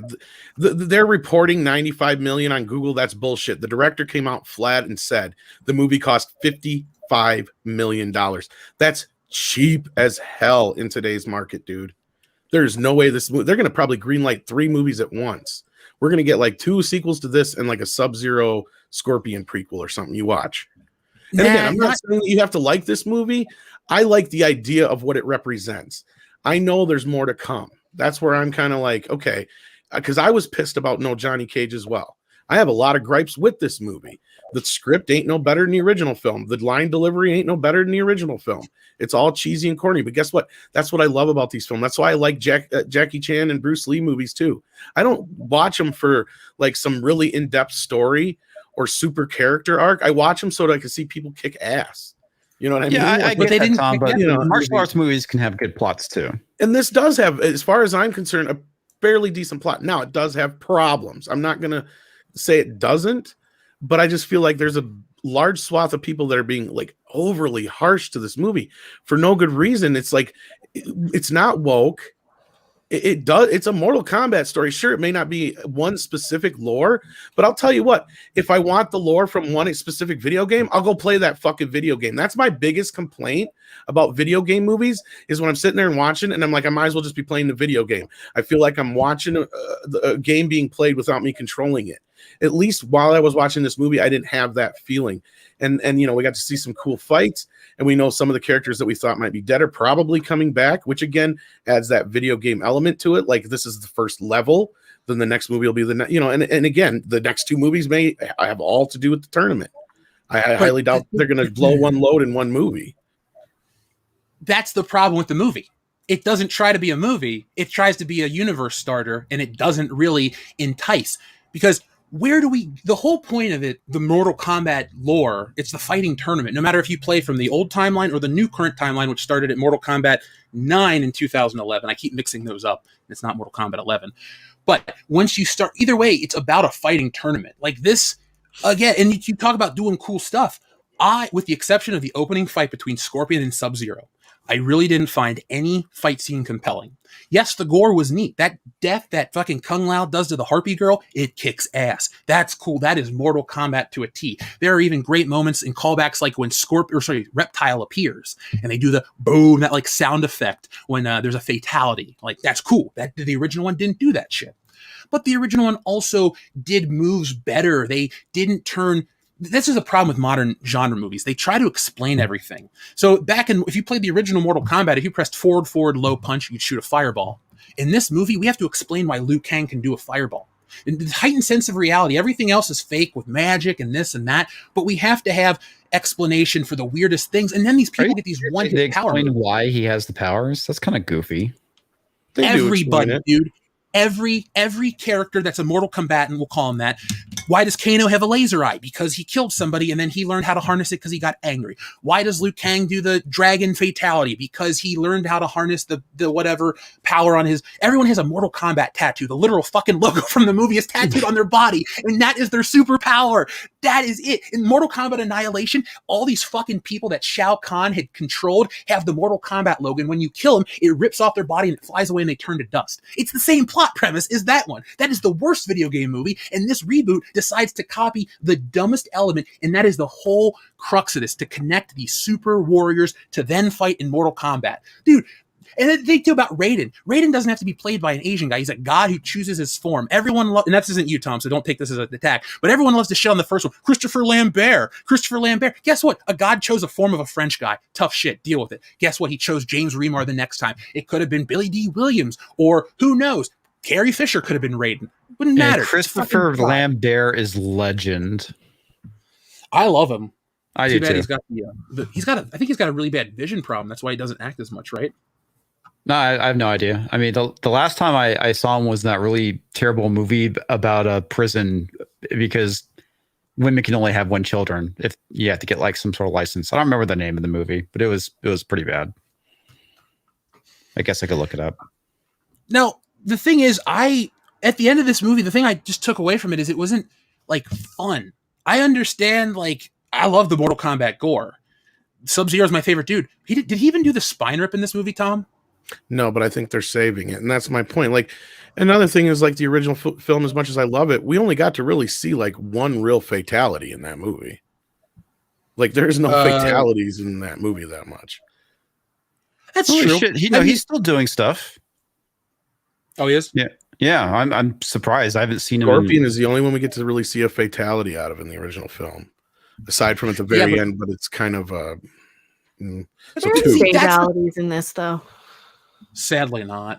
I wish There's there a were ton more of fatalities in this, but do They're they count? babalities when they turn them into babies. Oh, babalities. No, not yet. But Or Well, Tom, friendship. Any that's friendships? Any? not this time, sadly. I wish they Aw. did. But like, okay, so you brought up the Scorpion kill. Okay, so everyone knows Scorpion's big fatalities. He pulls off his mask and he's got a skull for a head and he blows a fireball at you and it's crazy and then you die and you go, ah, and then fall over. yeah, which Yep. they did in this movie. They did, but they treated it so seriously. Like Mortal Kombat is not ever, even in the new games, dude. Mortal Kombat 11 has some of the most, like the Johnny Cage fatality. He fucking talks to the screen. Like the games have always been tongue in cheek, and I think when you lose that, that's like losing. Okay, because now you're confusing me. Do you want a cheesy movie or do you want a serious movie? Because I feel like this movie. I want a logical movie that's entertaining. I See, want a I movie. feel like that I got is- that out of this though, for the most part. What? It doesn't even embrace what it does. Like, folks, Goro. How? Dude, Goro fights in a parking lot. It's the guy's front lawn. Like, this movie is so lame. It like sucks the wind out of what could be cool. And it's not a money thing because they spent all the time to do Raiden's temple and fly all over the world and do that fucking scene from Aquaman where they're walking in the desert. Like, it's a quest movie. It's like the Rise of Skywalker at times. Or proactive, like that's this whole, like, all the characters are dumb. Like, and I don't mean like dumb as in like, oh, they suck, you shouldn't like them. They don't know how to do things until they get to a certain point. Like, it doesn't, like, oh, Sonya's this expert. She knows how to track down the Mortal Kombat tournament and learn its lore online. Yeah, folks, she's a conspiracy theorist. She lives in a bunker and she captured Kano somehow. We don't know. Like, where's her motivation outside of, oh, he's an asshole that I captured? Did it talk about her old partner that he killed? Because he doesn't kill Jax, he kills the other white guy. Like, they're like just taking out all the characters' reasons to be there. They're just there because I recognize this IP. That's all I'm getting out of that one. I don't know about that, but I mean, again, though, like, what do you want them to be perfect from the moment they enter the room? Because then we get the Mary Sue problem. No, like, I don't want. Well, the thing is, Mortal Kombat is not. That's where this movie falls apart too, because it's not about a coming of age story about learning how you come to your own and you had it in you the whole time. No, it's about like Earth is fucked. We just need warriors to come fight for Earth.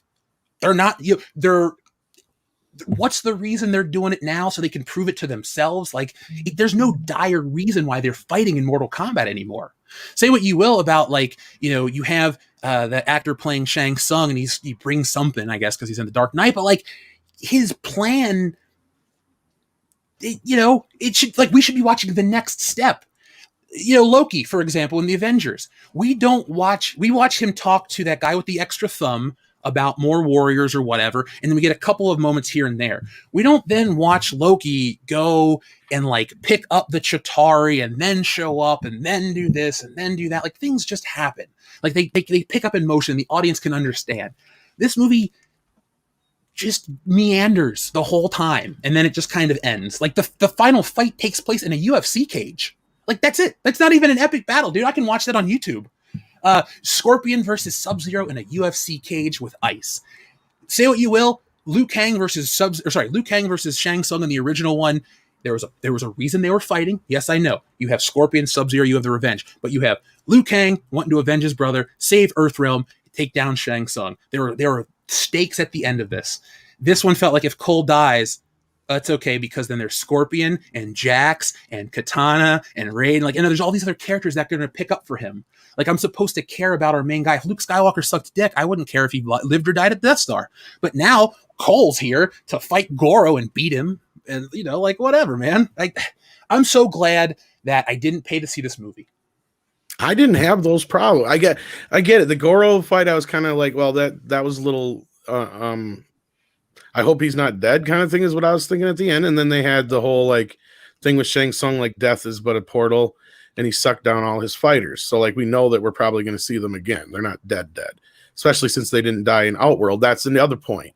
Like, I liked how this plot went through. I get it. You didn't get to see a tournament, and I get it. You didn't get to see certain characters, but that's the best part for me is I'm looking forward to them. I mean, and I get you're upset with the movie, man. I'm sorry you didn't like it. I don't know what else to tell you other than the story made sense to me. ABC made sense. I have my issues with it, like I said, more so with the casting than anything. There's a few things I definitely would have tweaked in a rewrite, or from what I heard from Script Doctor, not let the guy who did rewrite the script rewrite it. And they also have a situation. Yeah, the guy who wrote Wonder Woman 84. And you also have a situation where the director is a first-time director. So I have half of me wants to give the guy, like, look, you did a great job for a first time, and he's done nothing before this. But at the same time, the other half of me is like, why is this guy directing a Mortal Kombat movie? So it's not saying that the movie's perfect. Probably because he's cheap. Well, there's that. No, but I mean, well, no, I'm not saying that to be mean, but I mean, it's probably because he's cheap. That is part of it. But the other part is you should at least get somebody who's on the up and, who's had a little bit more experience than this. But for what we got out of the film, I was, for the most part, impressed. Was it a masterpiece? Fuck no. But I understood the story, understood the characters, understood the motivation. Didn't like some of the actors, didn't like some of the choices. A lot of the line deliveries cringe. But in some cases, it ain't no worse or better than the 95 film in that respect. I mean, some of the effects were great. Some of them were horrible. Cole was probably the most piss poor character of all. That I can't really argue with on a sense of the actor. But I understood the part of the character. It's bringing us into this world. And, Sonya, that poor actress was stuck with all kinds of exposition. And the way that the first quarter of the movie plays out in the last quarter did need work. But the part that some people gripe about the most in the mid-quarter is where I had the most fun, I guess, where they were doing all that kind of stuff. And until it slows down for that moment there, I thought all the fighting stuff there, the big fight in the little arena deal they had with the buzzsaw kill and all that kind of shit, that was great for me. That was Mortal Kombat. Buzzsaw kill was epic. That's what I'm saying. That's what I was looking for going into this, and I wasn't expecting some huge level of a film to be blown away by all this crap. I mean, granted, I think I said in my review of this that I had more fun watching Godzilla versus Kong, and that's still probably the better movie of the year. But this had a better story overall, probably, than Godzilla versus Kong, because that story is really slim, and that shit with Millie Bobby Brown just didn't need to be there. Dude, that was the worst part of that. And how many people have you encountered that say, "Well, Tom, you just don't understand Godzilla movies. They always have people, but the people don't have to suck." That's why I didn't care for King of the Monsters as much. As you cut out all the people, the movie's great. I tried to watch King of the Monsters the other day because I have HBO and I've seen Godzilla versus Kong. I turned it off. Not that I hate it. I couldn't care. Also because we know what happens next. And I know I'm supposed to love any film series and watch all the movies, but I don't know. The Godzilla series currently is good enough, but I feel like I can skip every other one, kind of like the Star Trek movies. Yeah, that's kind of funny. My biggest issue with it is Fat Godzilla, honestly. And the fact that they do spend way too much time with the humans. And yes, I know the humans are involved, but usually they're ones screaming, "Look, Godzilla!" And that's all I need from the humans in my Godzilla movie. Pretty much. I'll just watch the fight scenes. It'll look pretty. Does Godzilla do anything as epic as he does in the 2014 film when he rips open the thing's mouth and shoots the fire right down its throat, kills it? Because I thought that was the best kill ever. That was pretty cool. Kind of. That was the best part of that movie. No, the best part of Godzilla 1984 was actually seeing Godzilla. When they let you see Godzilla. Which one? The 2014, you mean? Did I say 1984? I meant 20. Yeah, you said 84. I don't know. I'm tired. 84 is a totally different movie, but it's a good one. Yeah. I meant 2014, not 84. Yeah, I knew what you meant. That's what I was like. Yeah. No, that was my biggest gripe. You couldn't see him, and then they killed the main star in the first half hour. Yeah, and then Kick-Ass becomes the star. I mean, and his wife Wanda, aka the Scarlet Witch. Yeah, that's right. I forgot she's in that too.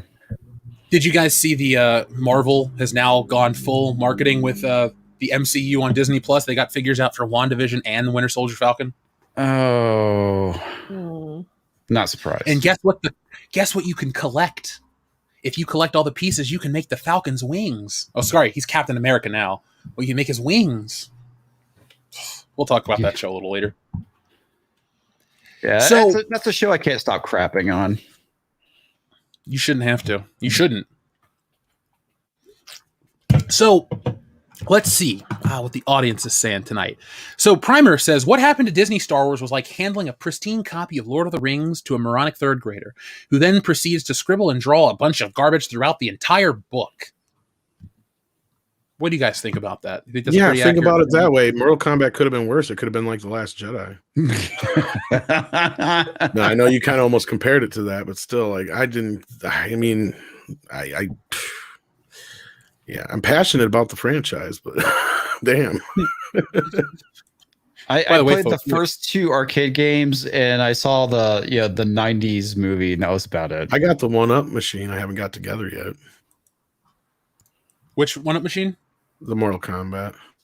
Now, does that just have the first game, or does it have the first? No, 3? it's got 1, 2, and 3. 2's the shit. That's before all the combo breaker system. But I think the actual like decals and everything are for 2 because that was the more popular one. It was. Remember Pit Fighter? Sadly. Yeah. I'll talk about the video game. I thought that was fun. From Midway, because it was part of Midway Arcade Treasures. Ah, that's right. I forgot it was Midway. Yeah, I grew up playing that on the PS2. Pit Fighter, and then if you bought the second edition, you could get Mortal Kombat 2 and 3, and the Traffic. Thank you. And Pit Fighter was part of number 2 as well. I'm looking at it. I didn't realize they had Pit Fighter on the PS2. I played it in the arcades. That's because I'm Mecca, old. Since it's been a minute, do you have any good arcade memories? I was always a pinball person, like playing the Next Generation pinball and playing like the Universal Monster Bash. I love that one. I love pinball. Those were always like my favorites. What about you, Tom? Did you spend any time in arcades? Oh hell yeah! I mean, what was your well, mainly. Oh shit! Well, of course, Ninja Turtles. Mainly. Oh, I love that. That was a great game. Yeah, I like that one back there. Yeah, the Showbiz Pizza conquered that bastard. How close were you to graduate? Pizza? Huh? How close were you to your Showbiz Pizza? Was it something you could go regularly, or at the time that game was out? Luckily, I was not that far away. I mean, it was 15 minutes at the most, maybe. City driving. Because that's Chuck E. Cheese, right? Showbiz Pizza becomes Chuck E. Cheese. It is now, but yeah, at that time, because we were on the whatever side of the Mississippi, I think was the line divide. There's enough YouTube videos out there. There's a documentary about it too. Yeah, about the whole seperation between the family and what happened there and why my there was town actually had Chuck both E. a Cheese Showbiz and a Chuck E. Cheese. Yeah, my Showbiz turned into a Chuck E. Cheese, but I always played skee ball there. I was like a skee ball. I can't remember the divide, but yeah. The reason I ask is because I used to get so excited to get to go to a place similar to that. It was called Choo Choo's, but they had Ninja Turtles, X-Men, and the Simpsons arcade, which was cool because all the games were essentially the same with different skins. Yeah. And it was nice because Konami made, in my opinion, those are the 3 best arcade beat-em-ups. Just, they're fun as shit. There's nothing to do. You can't really perfect them because they were perfect. Tom, what do you think of the new Ninja Turtles game? It looks all right, but I mainly want that cartoon from the trailer, and like that, I'm more interested if we could get a cartoon that looked like that, man. Because I've already got like 3 or 4 games that look like that. I liked that in my dorm, my junior year of college, we had an original Ninja Turtles arcade machine down in the basement, and all you had to do was press these little buttons, and you can get up to 99 continues. So Dion and I used to just play the shit out of that game, like not that long ago. That was such a fun game. Oh, there was a series that were like that where you had the 4 players. I know The Simpsons was another one. Yeah, and then after that, they did. I want to say there was like an X-Men one. I think. A what? An X-Men. Yeah, game. he said. Yeah, there was the X-Men one that was pretty much the same. They had The Simpsons. Yeah. But then they started doing more I remember sports games and stuff taking over. Like the NBA Jam took over its spot. My place. The best sports game that was out during that time period was Robo Ball. That was a fun game. Did they ever do I'm trying to think. Yeah, I don't remember any. They did an Avengers one too, I think, didn't they? That's somebody else, but there is an Avengers arcade machine. Because I have the other one-up cabinet I have that I haven't broke out of the box yet. Has I think it has that X-Men game on it. I don't know. It's got Avengers on it. That's the Marvel thing. Oh, Donkey Kong Jr., Mortal Kombat 2. That man is playing Galaga. Yep. Oh, didn't think we noticed.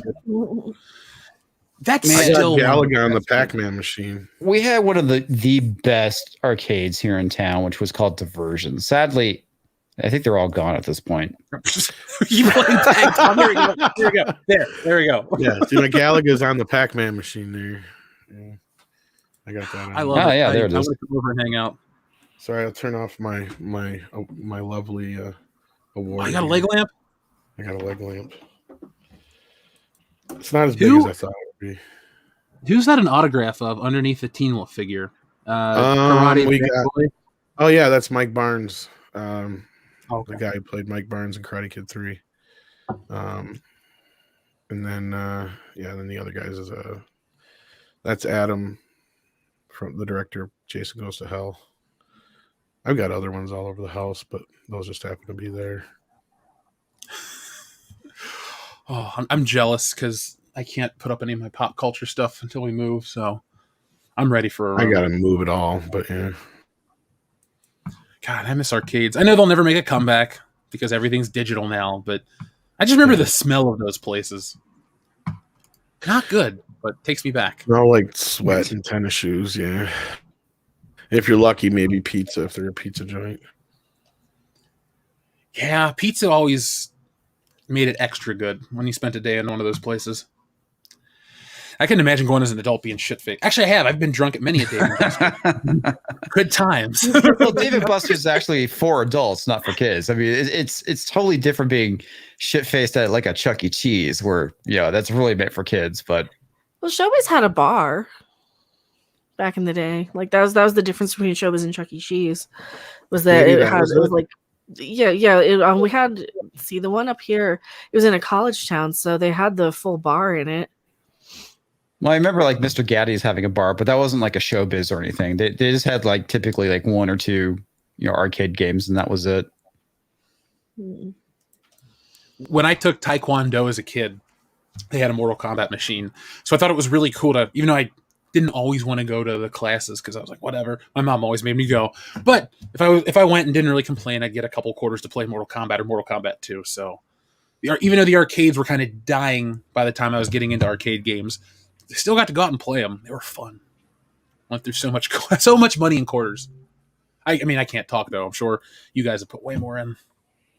No, I probably have. I lost count. One day I'm going to just buy an original arcade machine, put it right in my basement. That's my goal. So, we have over 1,000 people watching, but we only have 771 likes. So, folks, once we can cross that 1,000 like threshold, we'll throw another Good Morning Pop Culture on the list. So that'll make it 5 total because Oscar night was rough and I didn't make it to Monday. So I will make it this week. Just like Falcon Cap says, do better. Hit that like button. Thank you. And that's the only time we'll ever reference that dude, because that speech at the end of the show, that's when I was on board with this entire show. Like, to rephrase it, not entirely. I was on board with this show. Most episodes I liked. I understood the message wasn't what I was looking for and didn't want to be preached to, but I thought if the last episode handles it well, then you wait till the end and then the story's told and then there's no harm, no foul. But no, they fucking did it. And I'll talk about that in a moment. Now, Joseph Bianowicz says, Jeff, you do understand stealing Solo is a blueprint for Anna to kidnap Henry Cavill. I'm just saying. No, Joseph, you realize why Anna agreed to work with me on the cover? Because I gave her all my secrets and tips, and now, she's going after Henry. So I'm not involved with that. So when he does disappear, do not at me. And Joseph, I know what I've done. Jack White says, the Disney trilogy will be movies shown to film students on how not to continue a franchise. I agree. Now, How much would it suck to be the kid in class that gets stuck watching The Last Jedi for homework? Yeah, that would suck. That's fucking abuse. Yeah, it's child abuse. It is. But yeah, you're not wrong, man. I know that they basically already started using, or some guy started using The Last Jedi as a teaching tool, saying, this is how you don't make a movie because this is terrible. And that's hilarious. I agree. Amek, I hear you giggling in the background. Clearly you agree. Oh, yeah, absolutely. Yeah, that's the best. You know, there's nothing really coherent about that movie. It's a whole bunch of don't do this. No, why are you doing this? Why are you having them say this? What's wrong with you? In a lot of ways, it feels like Falcon and the Winter Soldier is the same way. Oh. Sorry, keep going. I had to walk out and get it. No, Sorry, now you tell me as I cut you off. Oh, no, you're good. So this connection's dog shit. I got to see if it's the Wi-Fi card in this computer, too. The cat slept on this thing when it was in hibernation mode and turned it on, and now it overheated. So every time it turns on, it goes, if you don't turn this computer off in so many seconds, it'll self-destruct. Yeah, cats are the murderers of laptops. My cat kind of did that to my work. It's not our fault we got rid of newspapers. True. If we would have known. This damn they thing can is adjust. Dude, Jesse bought this cat like a $20 heated pad to sleep on, and the thing wants to sleep on my computer still. It's because it's the new newspaper. It knows, man. I know. It knows, yeah. Doesn't matter. It's the new newspaper. You remember when cats used to just lay on your newspaper? Well, that's a new thing. It's so you pay attention to him. Yeah. So up next, we had our friend Jack White, again, who says SJW's perfect example of why people need to punish their kids when they act obnoxious. Oh, hell yes. He's not wrong. Agreed. I'm using this as a learning tool, what not to do with my future children. Because I don't want to create a next generation of this bullshit. Primer says, just a reminder, Tyler Perry won an Academy Award. What do you win for? In what movie? He got some kind of achievement, something or other. Yeah, Medea takes the Oscars.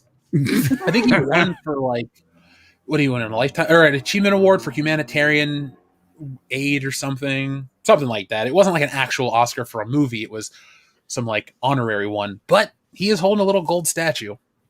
At least he gave a somewhat decent speech. Yeah, afterwards he was probably like, "Fuck y'all, you can't take it back." Yoink. Mm-hmm. Ran. I mean, wouldn't you? Yeah. Oh, yeah. That's my prepared speech. Fuck y'all, you can't take it back. Yeah, that's exactly it. If the Oscars... Never mind. We'll just... Okay. If I ever win an Oscar, I'm going to do the same thing. Thanks. Bye. I'm out. I would end mine with, to all you preachy motherfuckers, shut up. I like, fuck y'all, you can't take it back. Because that would piss them off. You can't take it back. You can't take it back. Now I'm just thinking of Clerks 2, Tom. We're taking it back. I don't want to take that back personally, but yeah. Because it's racist. I know I said this to you last week. Wasn't racist. Believe me, I know exactly what's coming up next. I love that movie so much. Come to think of it, though. Yeah, the broken beer bottle. Randall! Yeah. What the fuck, man? Dude, I give him credit. Jay and Silent Bob's reboot wasn't bad. It was fantastic. It was fantastic. Yeah, you were on Mortal Kombat, but at least I told people, look, give Jay and Silent Bob's reboot a chance. You may not like it, but guess what? In the worst case scenario, you're going to be like, look, it wasn't that woke or anything. And yeah, it does pay homage and make fun of Kevin Smith and his movies at the same time. So there you go. And it also makes fun of reboots too. Yeah, it was done very well, in my opinion. Yeah, it wasn't like a 10 out of 10, but yeah, it was pretty good. I just really thought funny that the villain was a Chinese terrorist or something. That's where the woke bit comes in. That's what I love when they make fun of the diverse crew. Yeah, yeah. Well, that's the movie where he didn't lose his old humor. If you watch Yoga Hosers, even the way he acts and stuff and the way the characters are written in that one, that's why I was like, this is so terrible, dude. You've lost your touch. If he can continue the Jay and Silent Bob reboot level of quality into Clerks 3, I'll give it a shot. In White Knight, yes, he does make fun of himself crying. Yep. I love it. That being said, though, I still have issues with him being the nerd guy. Oh man, Kevin Smith is going to cry about the Avengers. All right, he's going to cry about Suicide Squad. All right. He's going to cry about this. Well, here's the thing. We know that it's going to be good if he doesn't cry. True. He's crying, but for all the different reasons, right? He's crying because it's actually terrible. Slade, yes, Clerks 3 is happening to the best of my knowledge. He even rewrote it. Our friend Darian217, thank you very much. Sorry, I was ordering a Subway sandwich yesterday and I saw the menu buffalo chicken. I had to stop and pause to get a Buffalo Jeff out of my mind before I could continue ordering. Oh yeah, Metalong. Chicken again.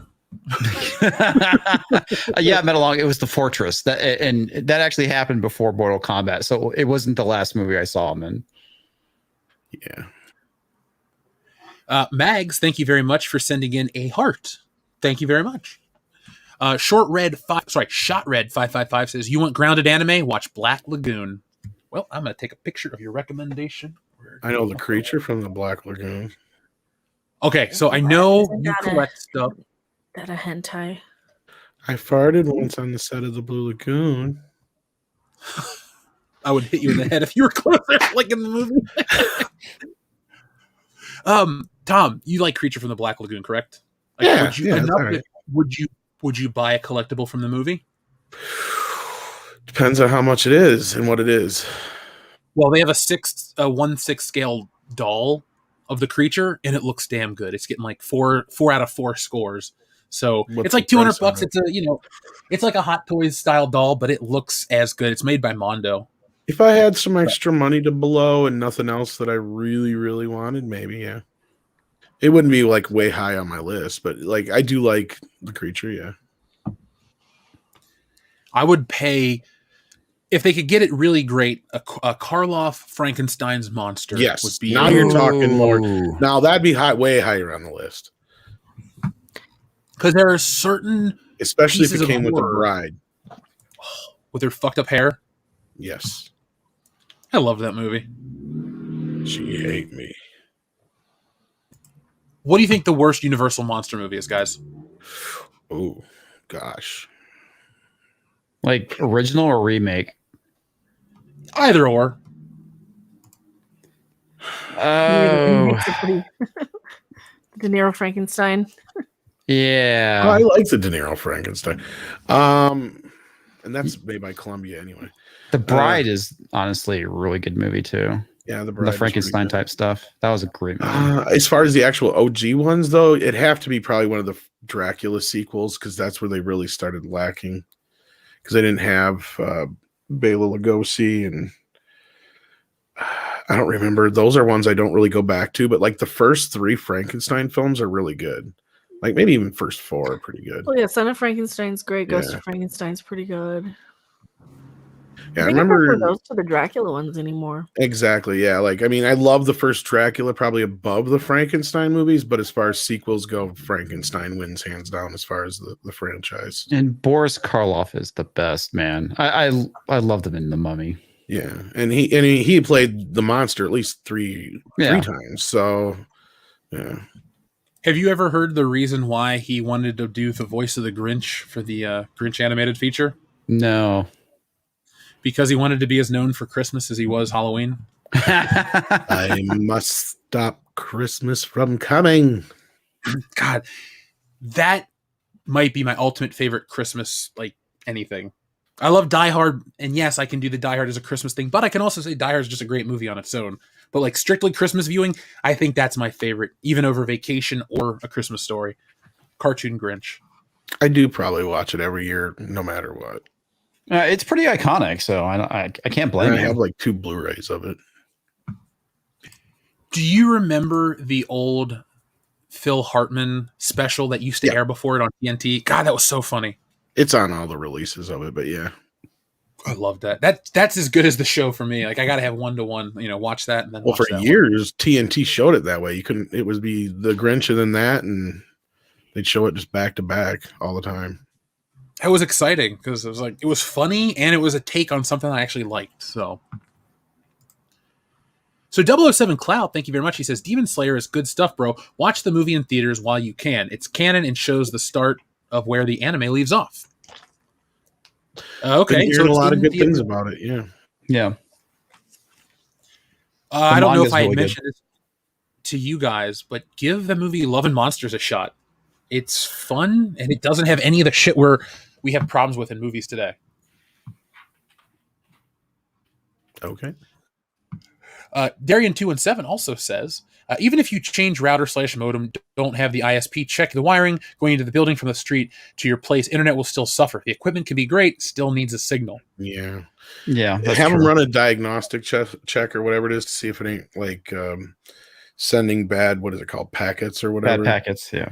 Yeah. And then if that doesn't work, do you have it hooked up through Wi-Fi or is it directly to the router? Today, normally it's just Wi-Fi. It's never been anything, but if I have to do a wired connection, I can get one.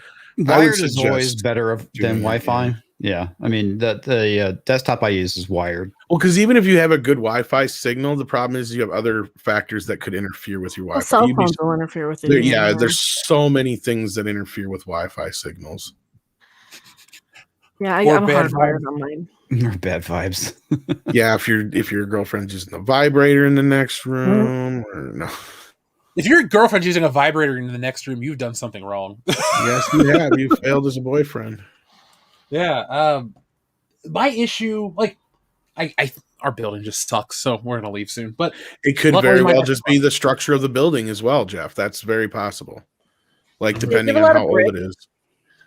Yeah, it's an old building. Yeah, it's probably just interfering. He's probably not having a hard time getting through the walls. I'm just gonna leave. So we'll be talking about this in just a moment, folks. Fury Nitpicker says, Buffalo Jeff, won't you come out tonight? Won't you come out tonight? I was thinking that earlier. I do believe they sing that song in It's a Wonderful Life. Yes, Drew Nitpicker, I am working on a rendition of that theme song to be sung by someone else. Yeah, I'm taking Buffalo Jeff to the next level. I'll go anywhere you want. Just ask. Put a rope around it and pull it down. I'll make you jump from a tree and you'll be a woman.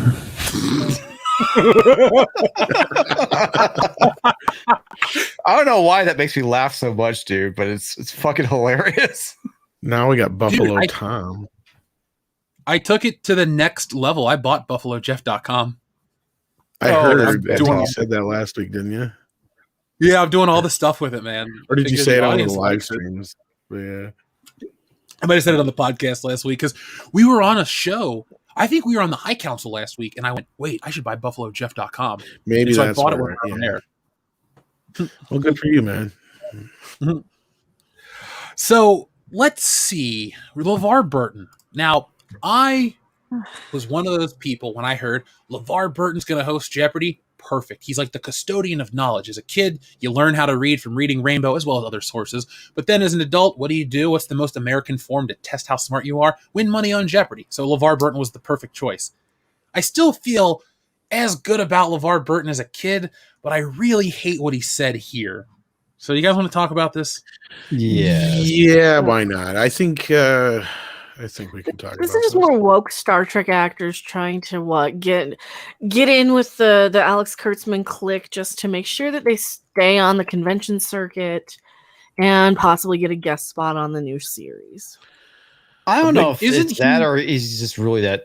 If he's just being dumb. He does have young kids, or at least kids of like because like one of them, isn't she like semi-famous, like a pundit of some type?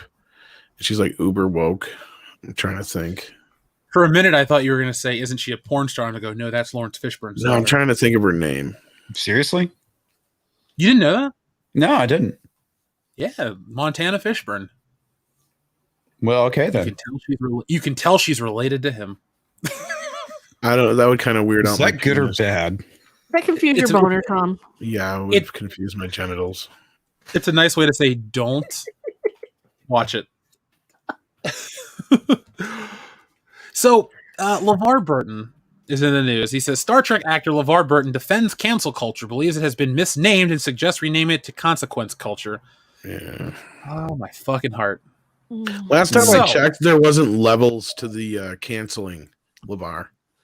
Because, usually consequences have a reaction that is equal to, right? In this context, no, I don't think that this is consequence culture at all, LeVar. This is definitely called cancel culture for a reason. Well, the funny thing is they always call it something else, right? When it's happening to the other side, they call it consequence culture or whatever. And when it happens to their side, they're like, "Oh, this is cancel culture," and it's just like whatever. He's basically condoning othering and making sure that people know how it feels to be looked different upon by society because people were shitty in the country and still are sometimes, but having everybody suffer for it, like what the crap, LeVar. Weren't you paying attention to Star Trek? You can't just have everybody suffer for things just because revenge and roots, man. I mean, like really, I really do feel like he forgot where he came from at all. Well, I think that's a lot of actors. Of course, it's a lot of people in general. They get success and then they forget about that. Yeah, true. So let's hear what they're saying with this. Burton's hot take on the cancel culture movement was expressed this Monday when The View co-host Meghan McCain asked the Star Trek actor about his opinion on the recent discontinuation of Dr. Seuss books and how cancel culture affects the work of art and artists. McCain asks, "We have talked on the show about the decision by the Dr. Seuss estate to discontinue 6 of his books that feature racist imagery. What do you think about that decision, and what about cancel culture surrounding the works of art or artists that are controversial?" Burton goes on to explain that he actually has been doing voiceover for Dr. Seuss Enterprises, and that this experience has given him some perspective on the whole Dr. Seuss controversy. It's interesting because I just, for the Seuss Foundation, did a voiceover for the video that they have put together to remind us that Dr. Seuss is more than simply a company that decided to put a couple of books on the shelf to take them out of rotation, Burton explained. This sounds like a fucking excuse tour right here. Like, oh, Dr. Seuss, people were pissed off about it. Well, we need to let you guys know we're more than that. Maybe you shouldn't just done shit. Have you guys ever woken up and went, shit, Dr. Seuss may have said something 70 years ago that's offensive. I gotta change it. Has anyone here the panel? No, I thought it was just for marketing, though. That was the thing. Because, like, the second they canceled all those books, there was a giant end cap display in Walmart with all of these brand new Dr. Seuss books. I'm like, this is just a publicity stunt just to cancel a bunch of old ones that people aren't buying anyway. Because they're trying to distance themselves from the actual Theodore Geisel. Yeah, because we already kind of know, and those weren't like very popular books anyway. So, but no, I'm not offended I'm not offended. I understand that the past is different, and that we kind of learned from it. Well, there's one thing I've kind of noticed is that it seems like any actual depictions of like people in their native, style of dress is getting canceled for racism. It's like if you depicted a Chinese man in what we would call a Chinaman outfit, which was actually a standard, this is what they wore in China at some point in time. They're canceling that stuff due to racism. It's the same thing with like indigenous peoples, let's say in South America, like what they're doing with that one Disney ride, the Jungle Cruise or whatever. It's like I can't tell you if that was actually a real tribe that looked like that, but I want to say that was probably authentic. I could be absolutely wrong, but again, they're calling that racist. So you can't depict people in their native garb anymore, which is ridiculous. Yeah, these are the problems that society has made for itself that aren't real problems, but they become problems because there's no other things to worry about, no real external forces. That's why we need an alien invasion. I think that'll make everything better. Did you guys hear about people last week? They complained about that dog Bluey because it wasn't inclusive enough. Yeah, I saw your video. It was hilarious. I covered it on a live stream on Thursday. That was so stupid. Yeah, comments made me talk about it. Dude, what is happening? Like, seriously, let's just take a second. What is going on right now? We let the nut cases run the nut house. That's there are no more mental asylums, and people are allowed to create and be like, people are allowed to be offended on behalf of other people to the extreme, to the point where, where society is trying to police itself to the point where, you can't even say something that might potentially offend somebody at any point in time without 27 people on Twitter coming and correcting you and saying, you should be offended by that. Why did you say that? You'll never be woke if you don't say it this way. I'm like, I don't want to be in your cult. Well, it's like those people that get mad when some white woman wears a kimono or something like that, and all of a sudden they got to cancel her. I mean, that you had several Never mind, the incidents Japanese that, sold it to her. yeah, well, that happened like last year with like Sebastian Stan's girlfriend or ex-girlfriend. They're trying to cancel him by proxy because of that. And then there was this one girl that went to prom wearing like a traditional Chinese dress, and they're trying to cancel her because of that. And they're calling it cultural appropriation, and there's all these other white people complaining. And meanwhile, over in China, they're like, "Oh yeah, we don't care." Yeah. That's the thing. It's a bunch of white Karens being offended on behalf of everybody else. Why are we listening to these people? I don't know. Well, actually, I do know. We're listening to them because it's made its way into governments, HR departments, and our entertainment. They yell the loudest, and they'll want to speak guess. to your manager if you don't give them what they want. They're basically bullying people into their insanity. They see racism everywhere. They see bad intentions and evil intentions everywhere. They see, they have nothing else in their lives. Like, don't you have like a pet to go walk or something? Don't you have anything? And Mr. Chuckle Trunk is right. I mean, this really is another moral panic. Yeah, I've been saying this for a while. Like it didn't work with the Satanic Panic. The wokier than nows are exactly the same thing as the PMRC, as the church ladies, as the people who are running. I mean, they are the same. They're doing the same thing. They're trying to cancel D&D again for being racist now. Oh, I know. I have a video I'm working on. Just replace Satanic with racist, and they're exactly the same people. They're wokier than thou. They're on this religious zealotry, this quest to find and cancel the most racist person out there. And I mean, which is usually themselves, which is funny. Together, yeah. Well, need I remind everybody that after the Satanic Panic bit, the PC police went after inner city black kids. Don't forget that. They did, or what? They did. They went after rap music. Remember?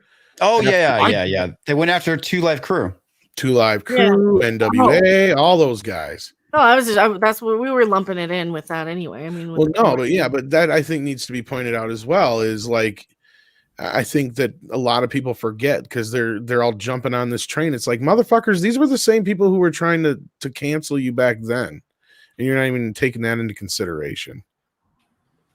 They just claim different political affiliations this time. They bring that into everything. Like, they were trying to make it, why do you think they were trying to shut all this shit down? It wasn't because, they were worried about kids listening to it. It was worried about them listening to the message.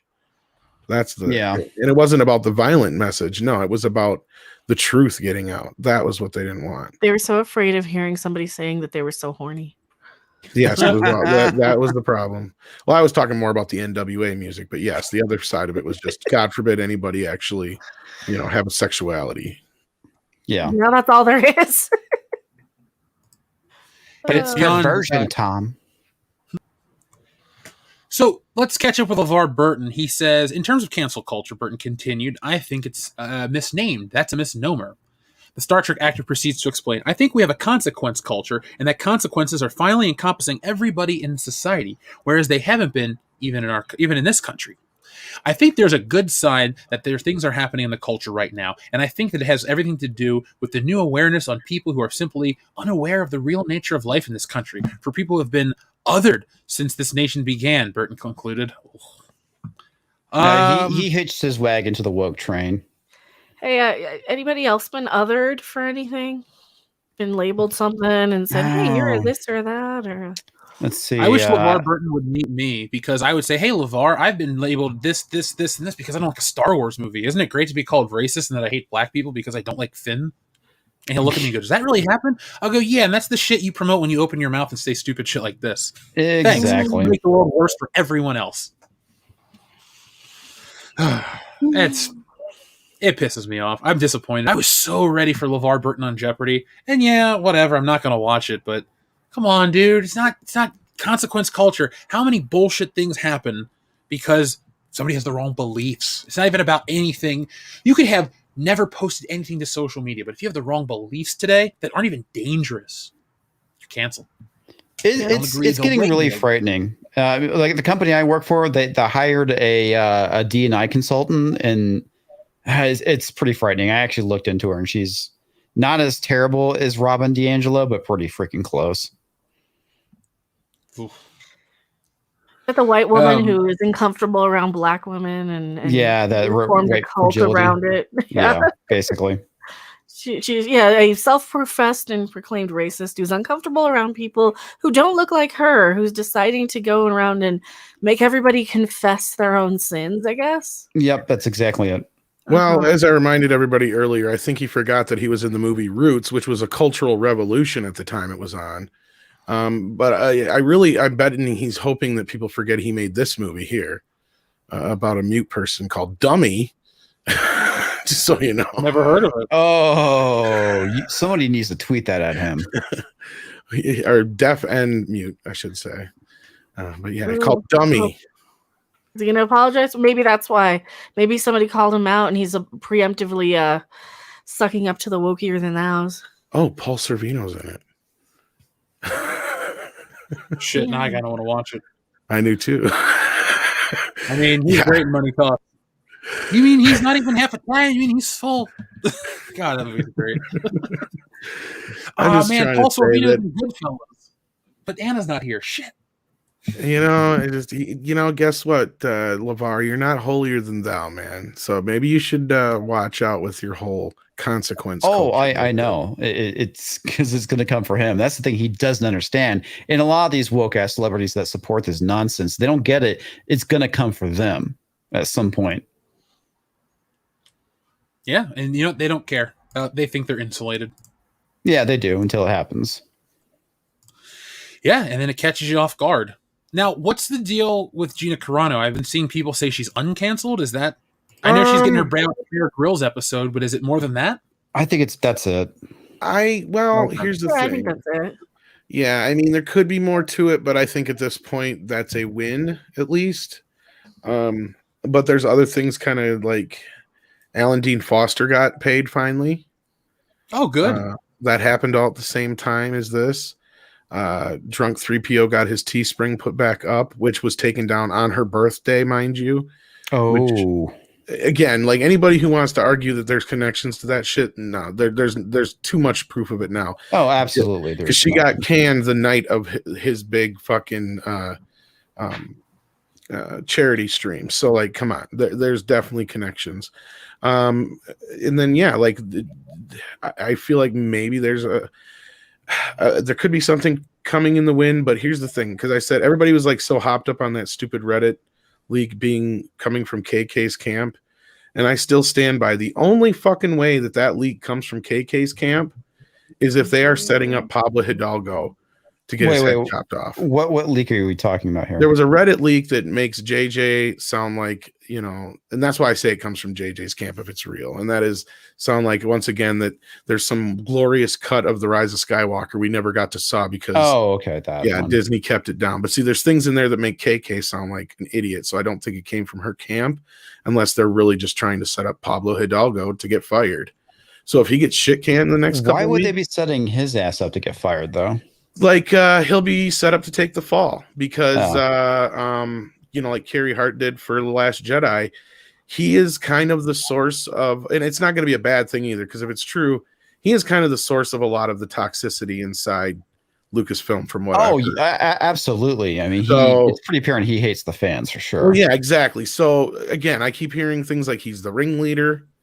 He's the one who puts the ideas out there. He was the one behind Cancel Gina and all that kind of shit. So, I'm surprised they would get rid of him. I mean, you figured he'd be like the golden child. That's what I'm saying. Unless he is gone, then that leak came from JJ's camp, and it means nothing. And then again, that everything else just could be coincidence. That Alan Dean Foster got paid, and that Gina's episode was reinstated. All those things could just be coincidence at the same time, is what I'm saying. So it could be one thing, but it could, if he does get fired in the next couple weeks. You never know. He's been quiet the last few days. I know that. Huh. That's interesting. Which is good, though. Yeah. Because the less Pablo Hidalgo, the better. Exactly. Yeah. Well, remember, though, folks, Pablo Hidalgo could go away. Kathleen Kennedy still let The Last Jedi happen. Yeah, well, that's the thing. Change is nothing. Yep. I mean, I'm more willing to believe that she's more like a satellite mother there than she is this puppet master. If there's a puppet master, it's Pablo. And I think Filoni's a little rat too, because he's the one who's talking to Ryan Johnson and shit. And he all he cares about is his characters. He doesn't give a shit about nothing else. Yeah, I really don't think he cares about George's legacy at all. No, I think you're right, which sucks because, George was grooming him, and I kind of feel like he stabbed him in the back. And what sucks is Favreau is relying on him to learn, to help keep him straight on all the lore and the canon. That little fuck. He's got one of the most punchable faces. Fucking that guy. That's the guy we talk about. This is the man who hates all of you. Probably because he hates himself. He used to not be that bad, though. I mean, he used to really give a shit about Star Wars at some point in time, but yeah, we all did. Well, no, I'm talking about Pablo. I know. I'm joking. I know. I love how he's trying to look so cool with those chops, man. You don't look cool with those chops, man. I'm so sorry. He does look pretty douchey. I mean, hold on. Let's find douchier pictures to look at. Here's my personal favorite one to use on the channel. Dude, I call it Sad Pablo. 8th grade teacher, man. Sorry, did I say that out loud? I'm sorry. There's my favorite. Looks like. Just to be clear. Now that's more like the sad sack that. Here's a great picture of him. No, and I don't generally have some vitriol, but like this motherfucker does have genuine hate, not just for you as fans out there, but he really hates us. Like he thinks called me Mecha Troll Face. Well, yeah, he's called Mecha that to her face, but like he's called us like worse than like dog shit in so many words. Well, he fucking hates YouTubers. That's because we have talent and fans and an audience and personalities I kind of wish I made more Star Wars videos just to piss him off. I don't even have to say allegedly because I'm sure there's I've seen at least a couple tweets out there where he's talked about YouTubers and called them like all kinds of shit. So look what he did to Star Wars Theory. Yeah, that was bullshit. Well, there's a perfect example as well. But I mean, I've seen more blatant ones is what I'm saying. Sorry, I had to mute myself because there was a alarm on the building across the street going off. So fuck yeah. I guess everything's burning. It is California after all. Yeah. Nothing changes in California anymore. Ethan needs to write Pablo Hidalgo another song. What's this shit about? What is it? Venice Beach is like a fucking war zone or some shit. Hold on, let me look this up because I live not too far from there. Yeah, I heard some shit. Well, crime has been like through the roof over the last year because of all the defund the police crap. Well, and I imagine nobody's really been out doing anything because they've been quarantined. No, I went down there around. Actually, I went down there on my birthday because my mom was in town. It was jam packed. Oh, cool. People were just like, "Fuck it." It's weird. Everyone's kind of tired of it. Ever since the governor got outed as being a fucking everyone knows politicians are fake. But ever since it was outed that they do some fucking dinner party during the pandemic, everyone to stay home. People stopped listening. People were just like, "Fuck that guy." Because I mean, come on, to me that's politics right there. Tell you one thing, lie to you at the same time. Well, yeah, it happens. It happens all over the place. And what was it? The chick governor from Michigan did the exact same thing. Yeah, Jeanette Granholm, is she still the governor, or is there a new one? No, because I used to live in Michigan, or was it? And the governors always have sucked. Governor Whitmer. Oh, that's Michigan, right? Yeah, Gretchen, right? Yeah. Yep, that's her.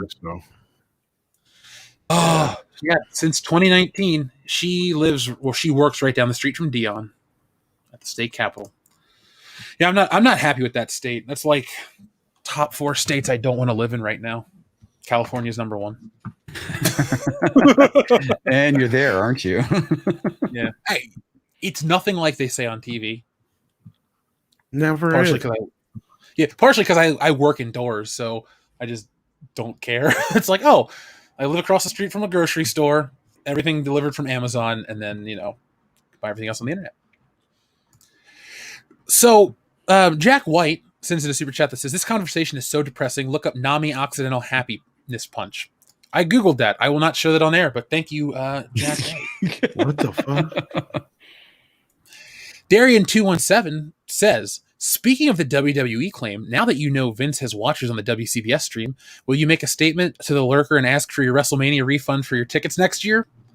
Yeah, I want tickets or a refund, Vince. If you're in the chat, I know you're here paying attention. Thank you for the strike. Make it right. I've been to what would have been 15 WrestleManias in a row. I'm your audience. That was for the chat. Jay Chimpansky says, check out some of Andy Sedaris' films. Totally on par with Samurai Cop. Totally 80s. Jay, thank you very much for the recommendations. That director is already on my list. I keep mixing him up with Amy Sedaris, even though I'm pretty sure they don't have any connection. So, there we go. But Jay Chimpansky, thank you very much for the recommendation. Now we have a giant super chat from our friend Valiant Renegade, who says, self-absorbed, self-righteous Hollywood trailer trash condescending to us lowly nobodies about their vapid art no one has seen or cares about, projecting their own racism and self-hatred upon us lowly masses. Gee, I wonder why no one watches anymore. Well fucking said. Yep. Taking a picture of that. That's pretty much it in a nutshell. Used to be fun. Yeah. Like, Chevy Chase was a good host. Billy Crystal was a good Billy host. Those were Crystal, fun yeah. people to watch. Yeah, well, like I said earlier today, or yesterday, I was like, basically, Billy Crystal and Whoopi Goldberg were the top of the mountain. We're on the other side of the downward slope now, folks. So it's probably not going to get much better for you. They're going to attempt and stumble for the next, like, probably 10 years to get their footing to try and get this thing back in order. It's just not going to. I don't know. I mean, you think maybe they've actually hit a tipping point and there is no coming back? No, the Oscars aren't going anywhere because they're not for us. It doesn't matter. They're for the media. They're for the prestige of Hollywood. Therefore, they can slap on, 7-time Oscar-winning film. So they can say that The Eternals has an Oscar-winning director. So they can say, Suicide Squad had best makeup Oscar. Yeah, but there's a point where it just becomes meaningless, right? To certain people in certain circles, yes. It's not going to draw people to theaters. I mean, back then, when being an Oscar nominated or an Oscar award winning director actually meant something back in the 90s. I mean, that would actually probably back then put butts in seats, where now nobody freaking cares. No. Well, they think it does, though. I think they think their investors will respond to it.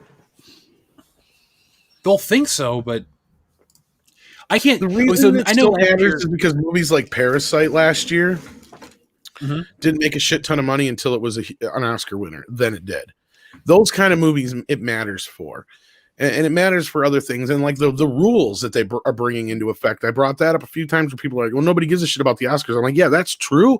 But Hollywood does, and they will follow suit. And each and every one of them has, like falling dominoes, done just that.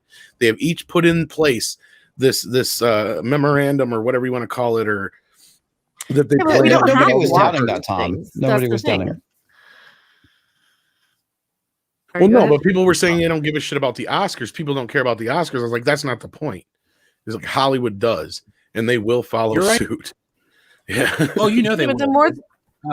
The more they give us these movies, though, the less people are even watching them. Mm-hmm. Well, that's true. Like this year's Oscar winners or Oscar nominees were the least watched movies ever, but that's partially because of the pandemic.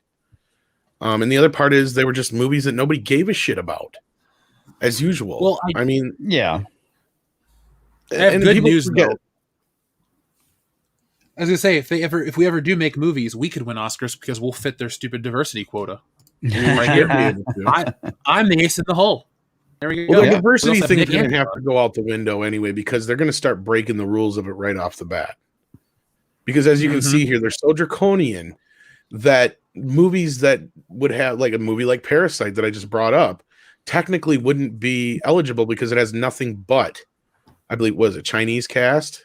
Yeah, it's not diverse at all. Korean. Yeah, Korean? Okay, sorry, my bad. Yeah, but the other thing too that you called, I think you're right on. At some point in time, they're going to start putting pronouns in the credits. Well, and that's why all these actors are coming out as like fucking bisexual now. Of course, man. They see the writing on the wall. It's the only way they can get jobs. I didn't think those things were important. I just cared if an actor could act. Not many of them can these days. They have bigger problems to worry about. Ray Fisher can get on his soapbox and tell me all these things, but that dude can't act. I saw the Justice League, both cuts. You weren't better in either. No, and again, this is where I see problems with this going beyond just bad movies. You have a situation here where the wrong people are going to get jobs, not because they're qualified, because of the color of their skin. And you're going to have problems across the board. People are going to get hurt. There's going to be accidents. And it has nothing to do with a minority being in control. It just has to do with you're only hiring somebody because, we got to fill this quota.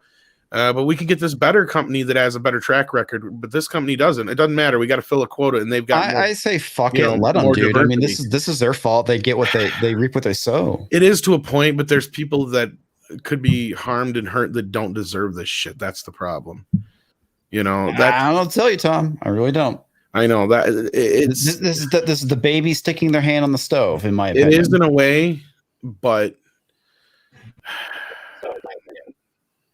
And you know what? When that shit happens, we can call it out. Because I just don't want it to be something really bad. That's my. I don't want to see anyone get hurt either. I really don't. I mean, it's sad that we're getting in this state of affairs with our society, but this is the reality. And these morons need to understand that there's going to be consequences for those actions, and some of those consequences may actually cost somebody their life because they made bad decisions, and they need to be held accountable for it. And yeah, I mean, believe you me, and it still happens. Like just recently, we had how many accidents on the Batwoman set? We had how many accidents in recent Hollywood films where that one girl got killed? They're not going to say that's because of diversity hires, though. They're just going to say because of something else. No, but that's wasn't that on Transformers 3, Tom? There was one on Transformers 3. And again, those they have nothing to do. But that's the point is if you're just hiring people because of whatever, you're not paying attention to their track records.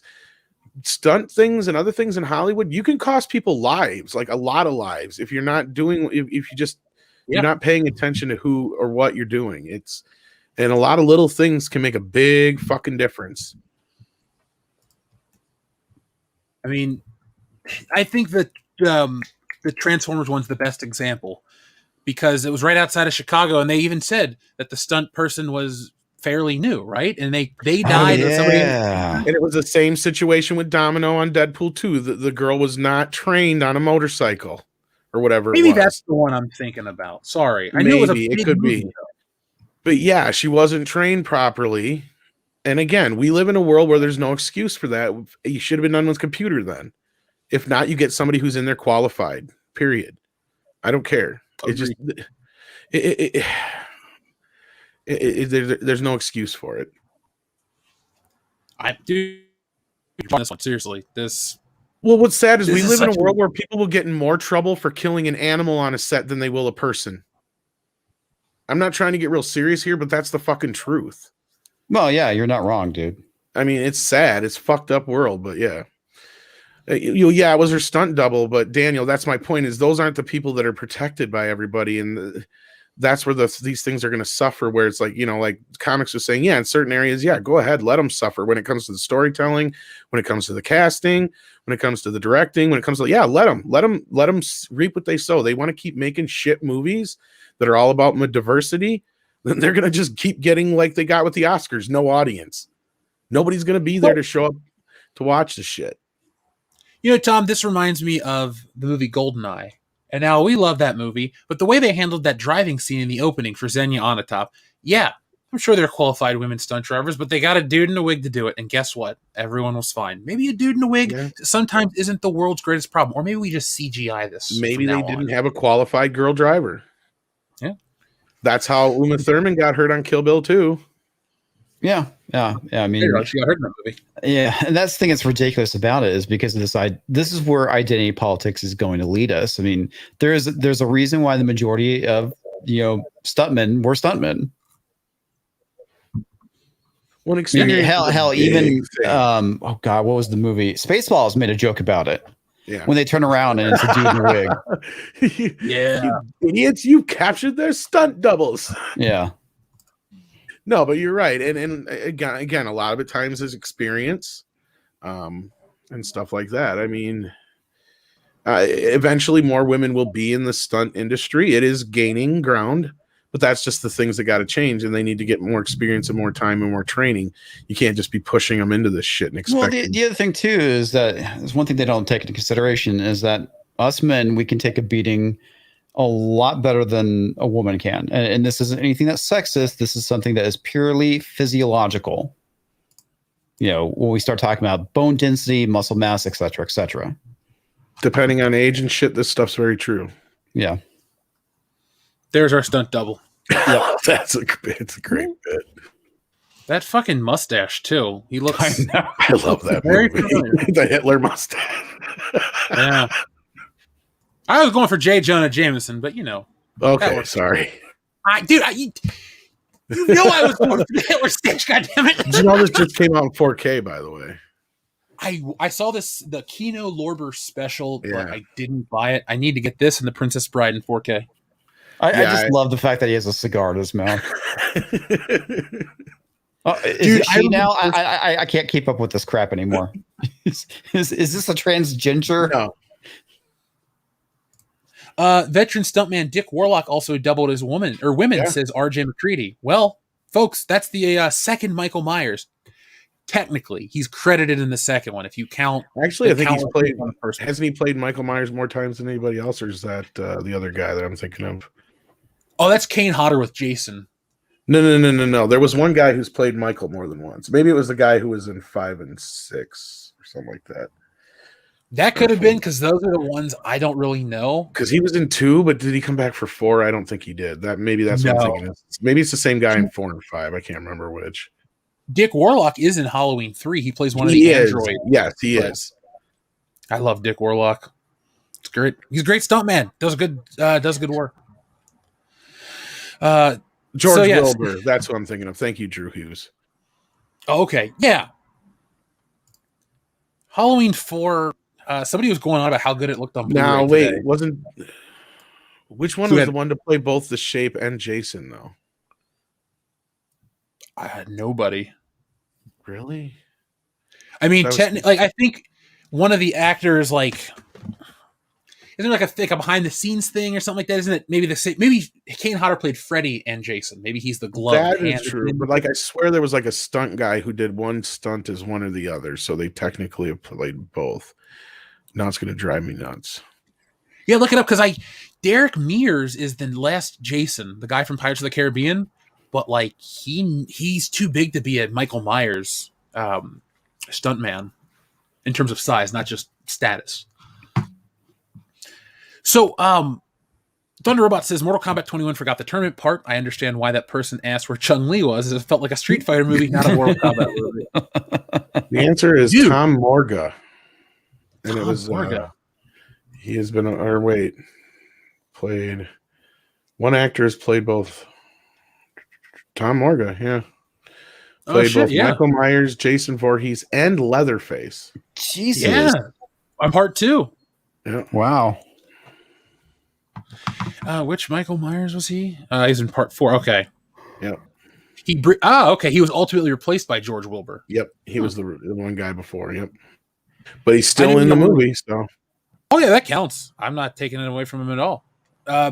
You guys, I know you don't follow Halloween that closely. Nobody really does these days. But apparently the actor Tony Moran, who plays Michael Myers for a second, has been running his mouth and saying shit about everybody involved with the movie and making up stuff. And so there's a huge backlash against him online. It's pretty interesting, actually. Who's saying that? His name's Tony Moran. He played Michael Myers for about 3 seconds in the original movie when he gets his mask taken off. Oh, the little kid? No, the grown man. Oh, the guy they had for the stand-in for his face. Gotcha. Yep. Yeah. Okay. Joni's brother from Happy Days. That's his real life sister. Yep. Yeah. I know what you're talking about now. My bad. You're cutting out and shit. Sorry. Yeah, folks. Not your fault, man. I know. Oh yeah, I apologize though, because I listen to this shit and I understand how frustrating it is. So tonight, folks, we'll keep this one a little shorter. HBG3 says non-woke doesn't equal good. MK was awful. Well, like Tom says, to each his own. And contrary to popular belief, I'm glad you liked it. I'm glad I didn't, because the audience loved the discussion.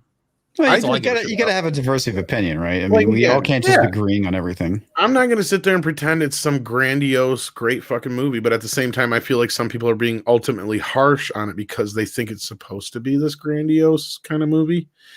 And I mean, I feel like a lot of the same arguments that people are making against it were a lot of the same things I heard against the Snyder Cut and stuff like that, which, you know, is fair. So, I mean, I just thought it was fun. As far as like the people that are stuck up on the lore, again, my argument to that is which lore? There are so many different lores. We've had several movies. We've had a couple different series and animated movies. You've had all the different video games, and depending on which character you play, you have different lores that come out on the outcome of the game. I mean, and I get certain things that you made some good arguments, obviously, Jeff, and there's certain things I would concede right off the bat, but I guess I fail to see in this respect like why some people are just being so harsh on it. I guess. I mean, I don't feel like it's that bad. Maybe I don't know why. You know what? I don't get it. You and I are in flipped positions. This was me in 2017 with the first Justice League movie. I'm on record saying I don't see why everyone hates it. It's not great, but it's just okay. Like that's my stance on that from back then. So let's see what else. The audience says, Google2 says, I'm with Jeff. Mortal Kombat 2021 may have a better story structure, but game lovers are disappointed. Not an MK movie. I hate Mortal Kombat Annihilation, and I'm just going to keep reminding myself that this is better than Annihilation, but I still like the old one. Oh, I'm reading this. Primer, we'll read yours in a minute, dude. Don't worry. HBG3 says, Tom, your take is hypocritical. I guess Ninja Turtles doesn't deserve a good movie. Imagine needing a sequel to make a good movie. Terrible take. Sorry.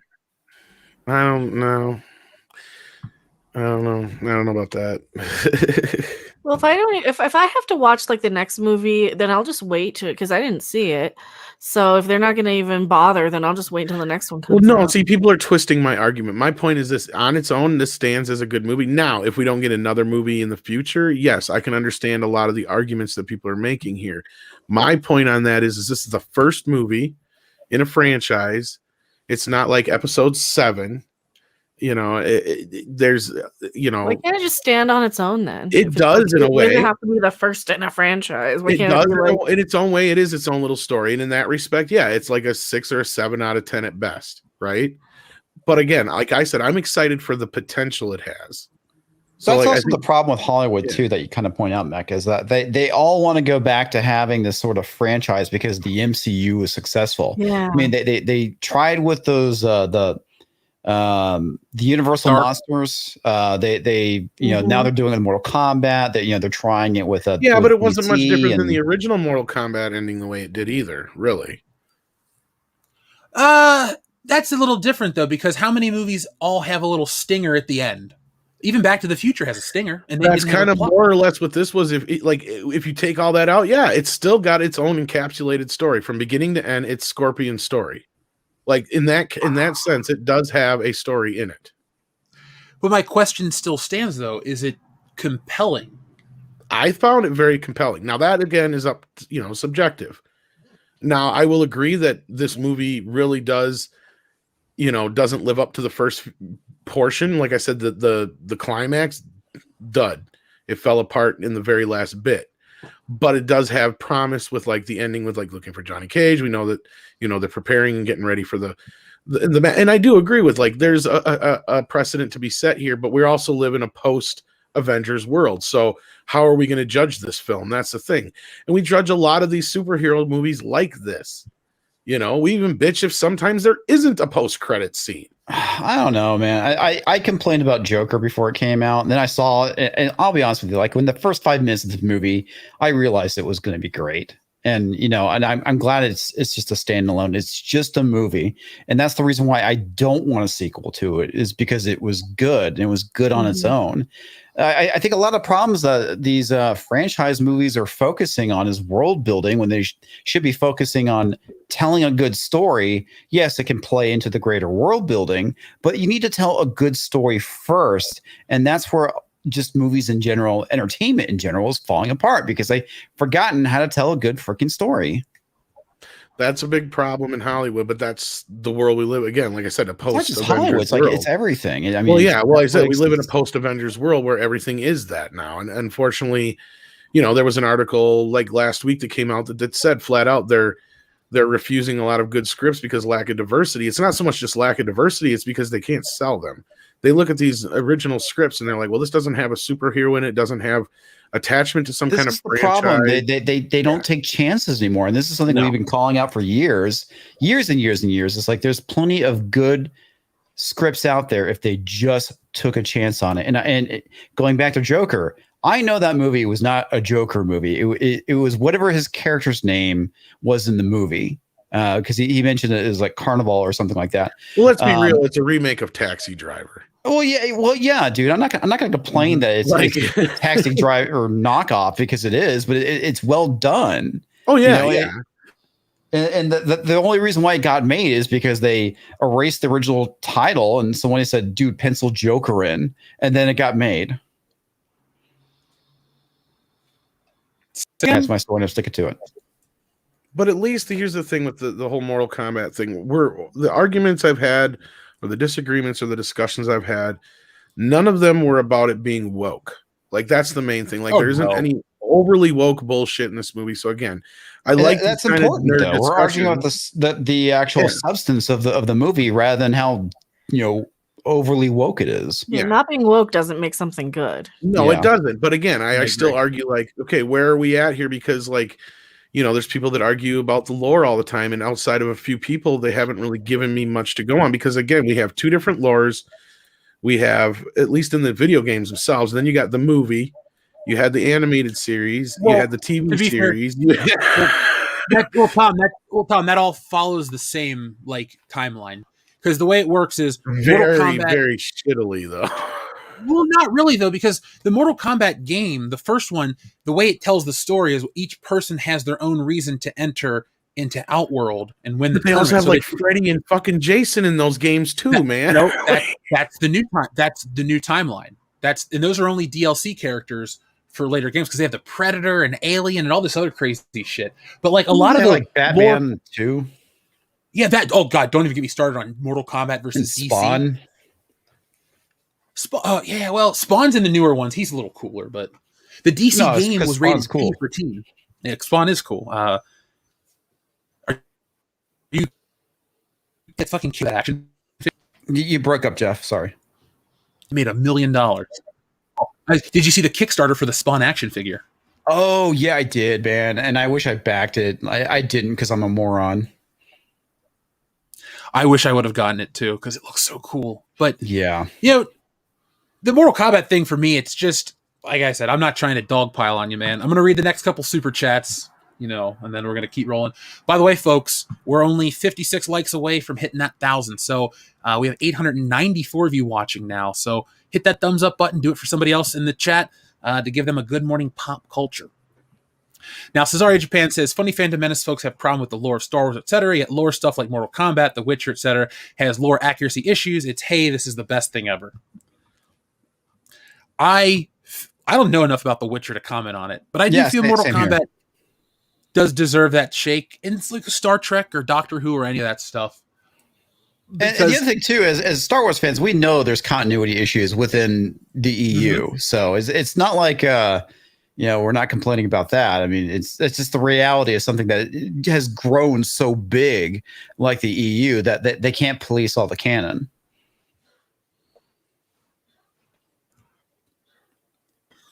It's 30. Explain to me how we can look forward to Mortal Kombat 2 when this movie was subpar compared to the 95. It doesn't make you excited for a Mortal Kombat 2 movie. See, that's where Black Lotus, I'm with you about one of my cruxes of my dislike of this Mortal Kombat movie was emotion is important in a film.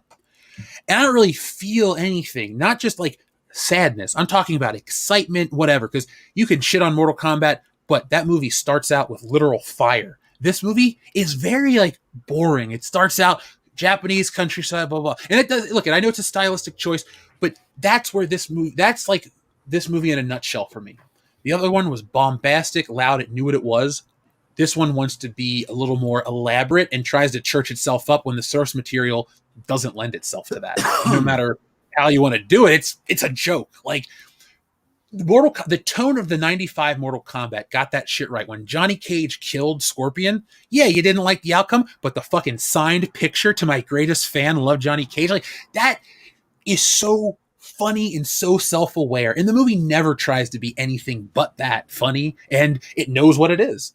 And so when you take it too seriously, like the Goro fight, how does Johnny Cage beat Goro in the old one? Hey, he punches him in the balls and he falls off the side of the mountain. It's stupid. It's funny. We dig it. And this one, Goro gets his hand cut off by Aquaman, and then like he turns into black dust. So I want more Mortal Kombat. I want a Street Fighter movie to not suck. I want all of the video game movies, yes, even after I get disappointed by one, because I still think that when you can tell the game's story in the right package, you can then open up that game's story to a whole audience of people. Just because you're young doesn't mean you play video games. And just because people are old doesn't mean they don't play video games. But there's also the stereotypes. Older audiences may not be playing Gears of War or Halo or something, but they like war movies. They like martial arts flicks. They see that. That's pretty cool. Maybe they'll never do anything besides watch that movie, but that's money to the franchise. Master Clockwork says, because we all know how well Warner's attempts to create a cinematic universe go, I don't understand the excitement. I hope it's not a complete mess. I know it made money. I think they're going to do an about face with this one if they're going to make more, because again, you can make opening week and it's almost made its money back. Well, the point I was going to make is like you can have your Force Awakens moment where you make your $2 billion, but you know, got to have that repeat business. Everyone's excited because there hasn't been a Mortal Kombat movie since 1997, and the whole world of cinema has changed as well as the Mortal Kombat world. So there was all this excitement, and then I think if enough people were disappointed, you could get another one. You could maybe go to streaming or go into theaters, but yeah, exactly. But at the end of the day, like I think you'll see a smaller turnout. So we also have our friend Just Nova who says, Mortal Kombat lost me. Sonya and Kano fight in her mobile home. Like, that's the best they could come up with. See, I saw that as an homage to Kill Bill, but that was just me, I guess. Because Sonya, honestly, outside of that, Sonya Blade's character is not that. No matter what version she's from, she's an active military, on the hunt for Kano, a more proactive character. She's, on the hunt for these guys. Like, she's just hanging out in a trailer. I was like, really? That's like meeting Luke Skywalker on the side of a mountaintop. Like, well, how do you think they put all that stuff together, though? Like, I think Tom would be the only one who would pick up on that too. Most people who are your general movie going audience would not have gotten that reference if it was a homage to Kill Bill. It even goes in the same sequence and some of the same shots. Goes from the kitchen to the bathroom to outside. And the funny thing is, Kano technically has one eye, kind of thing. So I thought that was kind of the other. That's just me, though. But like, I mean, there's some of the fights like I didn't like the Goro fight. I agree with you there. Like, that was a piss poor fight. Like, I thought they could have utilized him better. But again, I don't think it's the last we've seen of him either. Do I think that's fair to this film? No. I agree with you on certain points, but there still is an ABC story here. And it will not change my enjoyment if we don't get another film. Now, if the next film we get is complete horse garbage, that's a different story, because that was one of my main problems that turned me off of the Mortal Kombat franchise to begin with, was Annihilation was such a, downturn from the first film, and shit like that. So we'll see on that part. But as it stands, I had fun. I'm not going to change my mind. Nothing anybody really says is going to change my mind. So, I'm getting accused and called a lot of things in the chat, but that's all right. I'm not going to change my mind. So sorry. And the more people push, the more I'll defend it. So just saying. Remember, folks, this is just Tom's opinion. Yeah.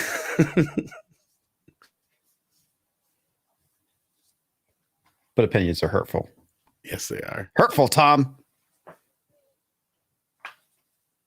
Do we lose Jeff? Do we need to vamp?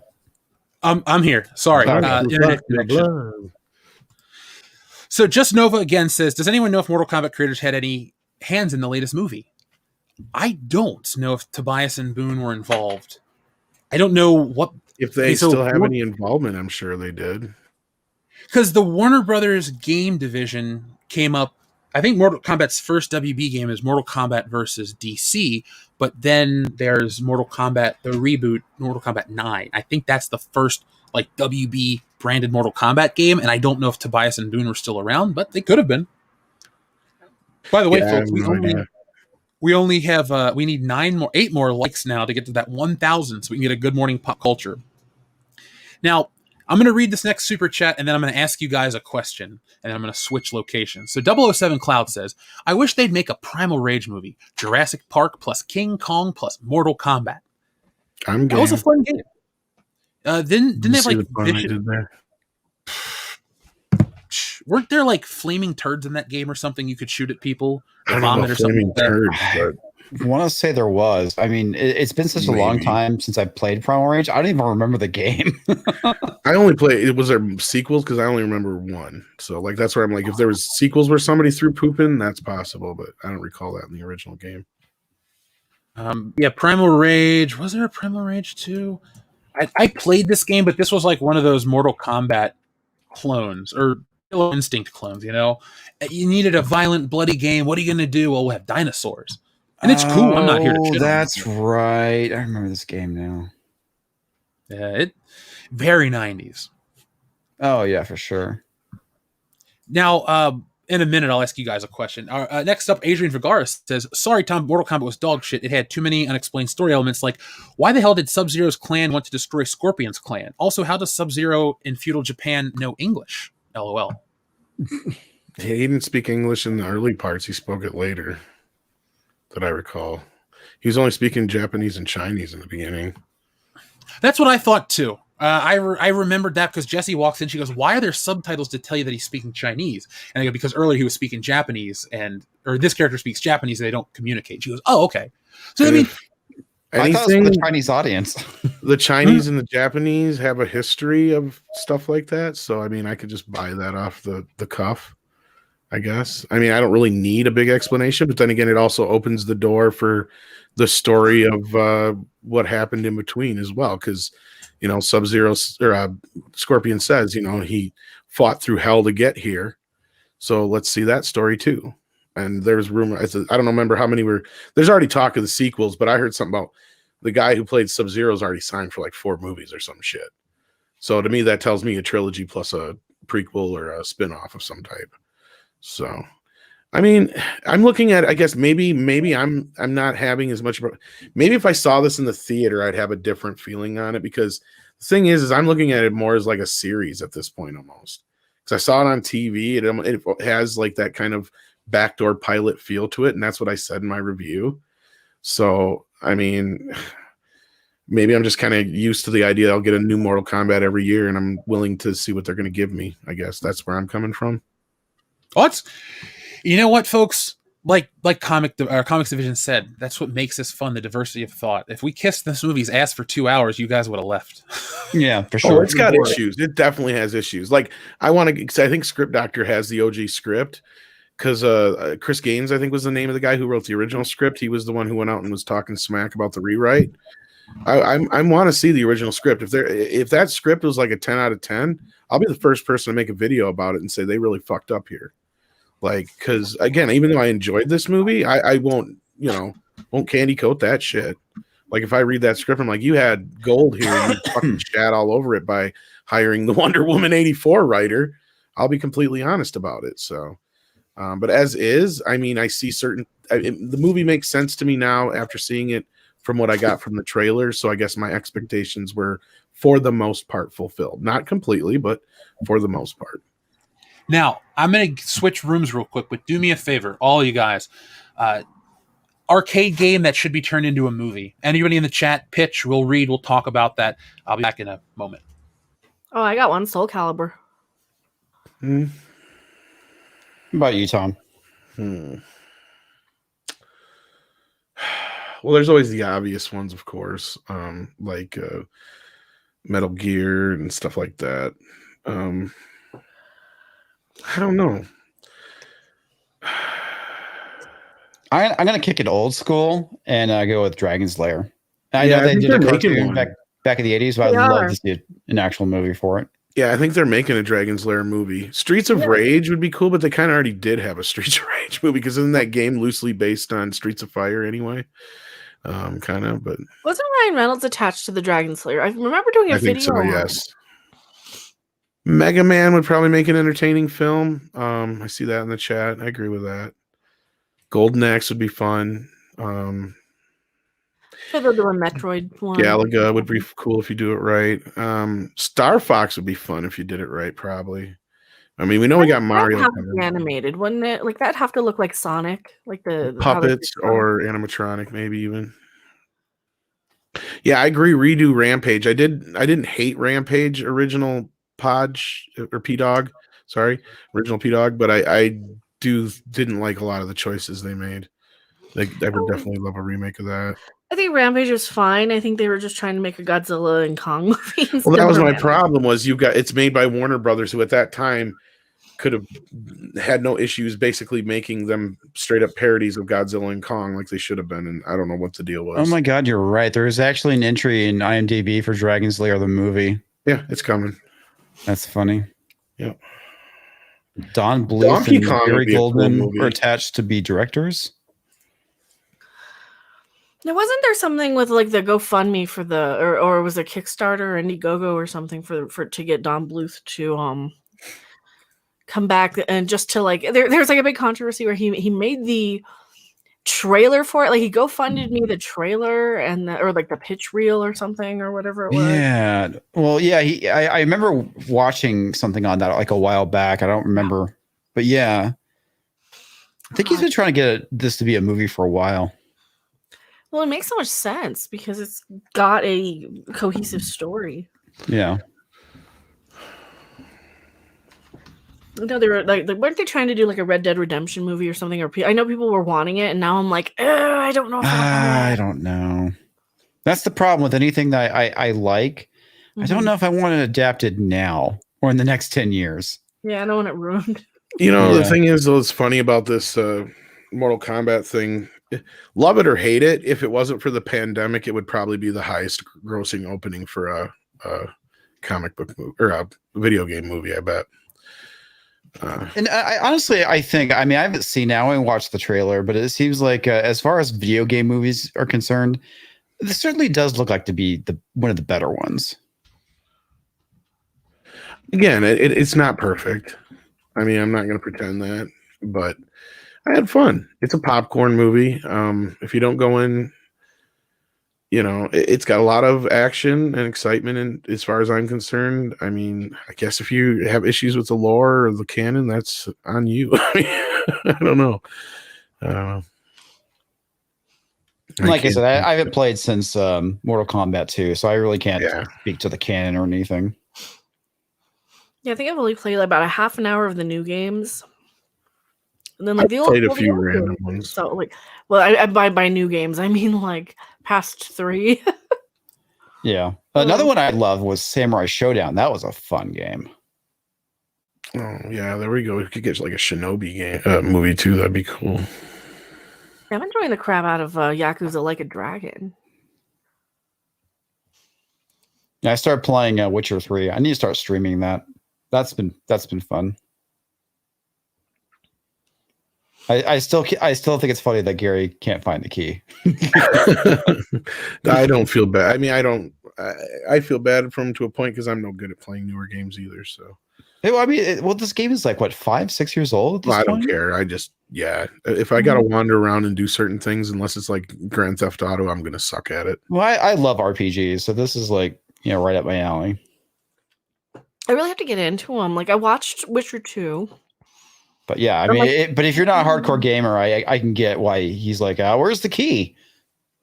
Yeah, I can play some Skyrim. But then I do mod it. So, I mean, it just depends on the games. Like, I really got to be into it. And I don't know. Like, the Witcher games seem really, really immersive, and they seem really, really fun. And they have, from what I've seen, they have like these really, really like major, amazing characters like that you interact with in the side on your in your quest along their way, but But when I get into like these video games, sometimes it's just like I don't know if I care anymore. It's like I don't want to take the time to learn it. I think it's like, do I really want to take the time to learn what button does what thing and what mode and what? Because I know you have like a lot of your potion stuff, and you're having to like isn't it spell casting and stuff on The Witcher? Yeah, there is a little bit of that. And it's like, okay, where do I put this thing? Where do I put this upgrade and that? Like sometimes if they're too complex, I just don't want to take the time to learn anyone. I'm a curmudgeon.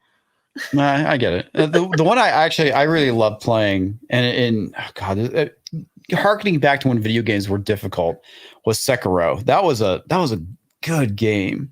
It's fun. I know that and game. It's difficult.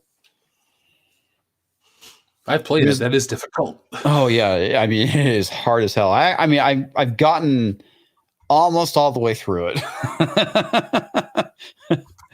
I can't get past this one part, and I'm like, oh, I'll get back to this one of these days. It's fun though. It is absolutely fun. Now, Melissa, I would love to see a Zelda movie personally. Legend of Zelda is I have a long connection to the franchise. Much like Robin Williams named his daughter after Zelda, my parents were playing Zelda when I was in the womb. So it's always been a thing for our family. And I've continued to play the games. So I would love to see a Zelda movie if done right. Maybe a silent protagonist, a very man with no name style. But Link is one of the all-time greats. So if you're going to do a Zelda movie, do it right. Now, let's get caught up. NG1T, thank you very much for your super chat sticker. 16-bit Mascot says, okay, you're talking about some great arcades. I have to give props. Can we revive this era? It's already happening in the indie game scene. Do it. Well, like arcades, I mean, they have some. I don't know if it's still open, but like the 1UP arcade bars where you have basically like all of your arcade games, you have pinball games, you have a full bar for adults. Like, I know they've got one in Denver. I don't know if it's survived the pandemic, but is that what they're talking about with arcades? Or I think fans want that stuff back. I know we have places like that. I don't know about in California now, but back in Ohio, we had a bunch of these arcades where you would pay like $10 and you had all you could play for as much as you wanted to. So, Arcade Legacy was the place. Holy crap! Diversions is still open. There's still one in town. That's crazy. Yeah, there's a side scroller platformer I'm working on that's like, it's pixel art, old school. I need to get back to at some point. But yeah, I love pixel art games. What's that? You do game development? Yeah, I've been doing it in Godot. Oh, nice! I didn't know that about you. Yeah, well, I mean, I've been a software developer for a number of years. I moved off into more like DevOps stuff now, but yeah, I've been trying to do an RPG for years using Unity, and then I decided to end up switching to Godot, and which I find to be in certain regards a little easier, but there's so much stuff out there for Unity if you really want to kind of buy components and whatnot. I got an idea for a video game. What's that?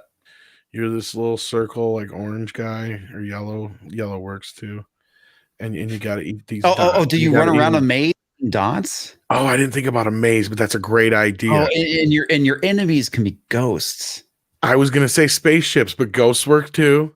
And what you can do is you can have like a bigger dot that gives you a power up that will allow you to eat the ghost, because if you don't and you touch the ghost kill you. Oh, that is a great idea, Tom. But all right.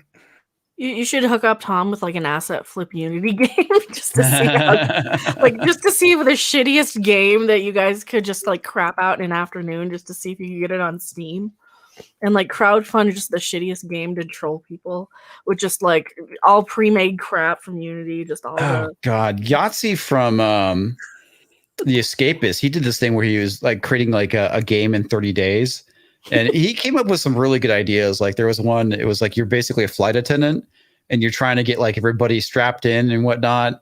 And if you don't, before the plane takes off, it crashes. It's really funny.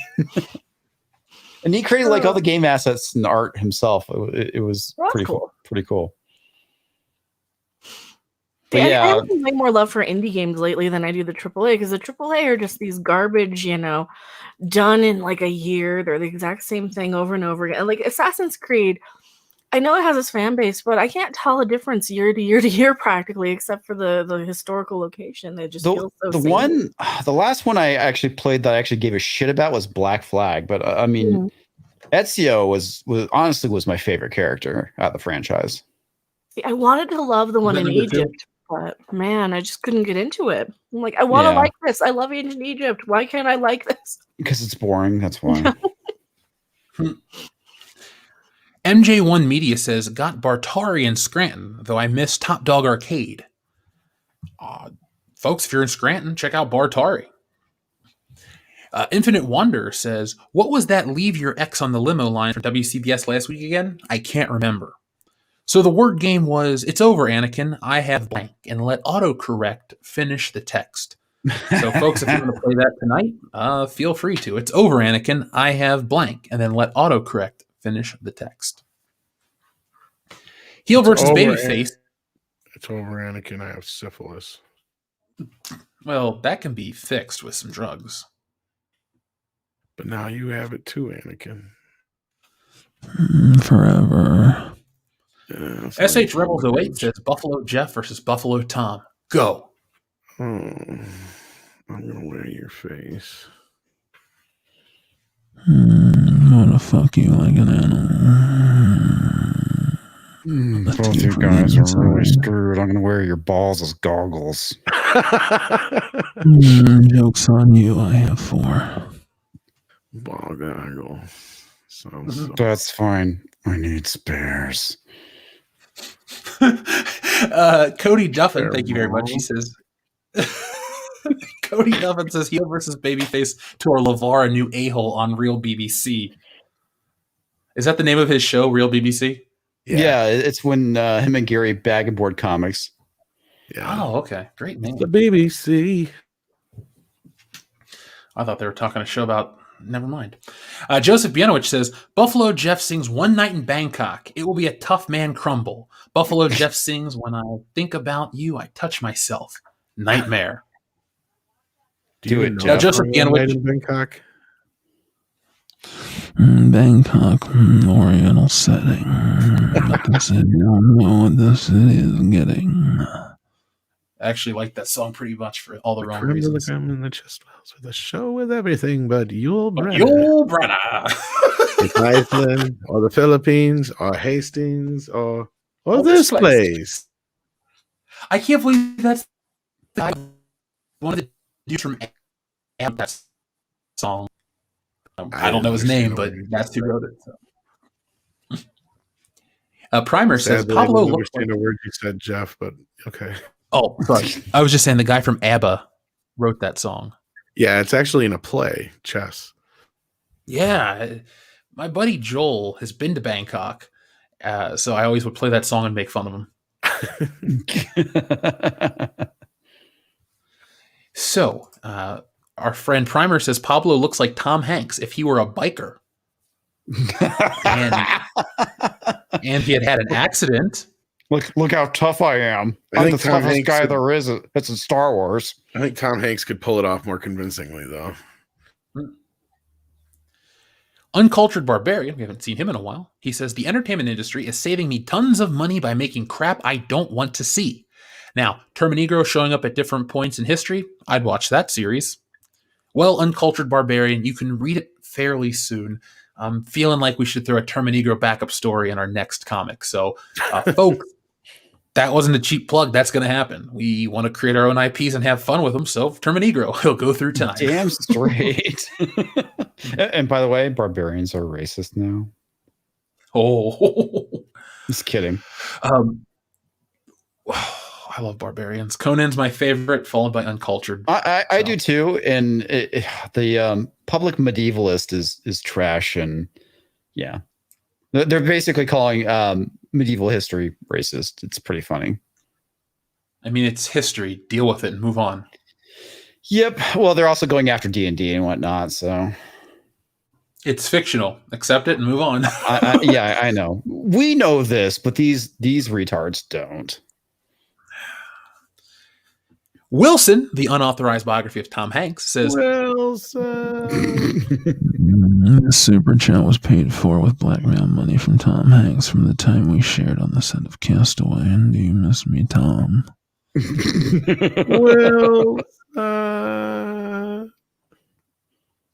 going to fuck around and that's going to become my permanent voice. And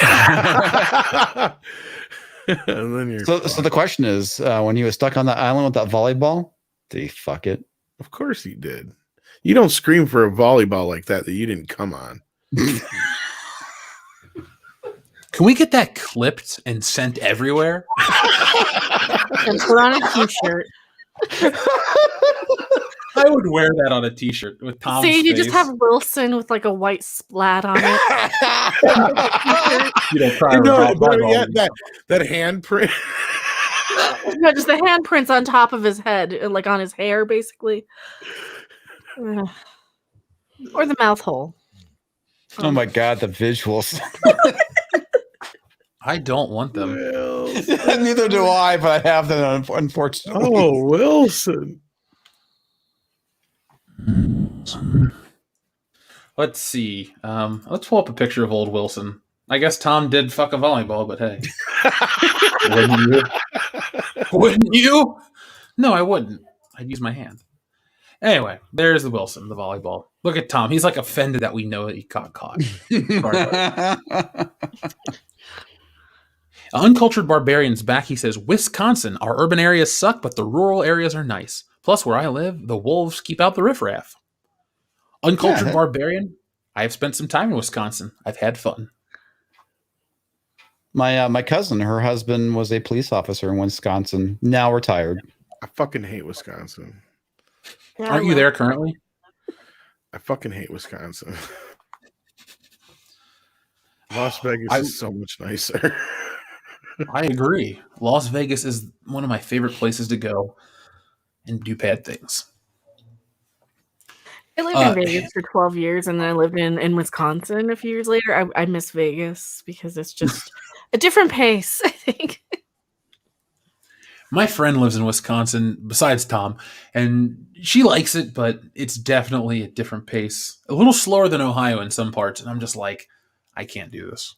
Well, my cousin, she lived in Milwaukee, and they got out like before shit started getting kind of bad there, and they moved back to Texas. Milwaukee, which is Algonquin for the good land. I did not know that. I know Texas is Tejas, and it means friend.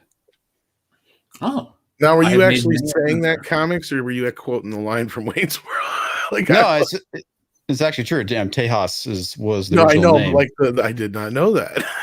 No, I was not quoting Wayne's World. No, that's I was. Okay.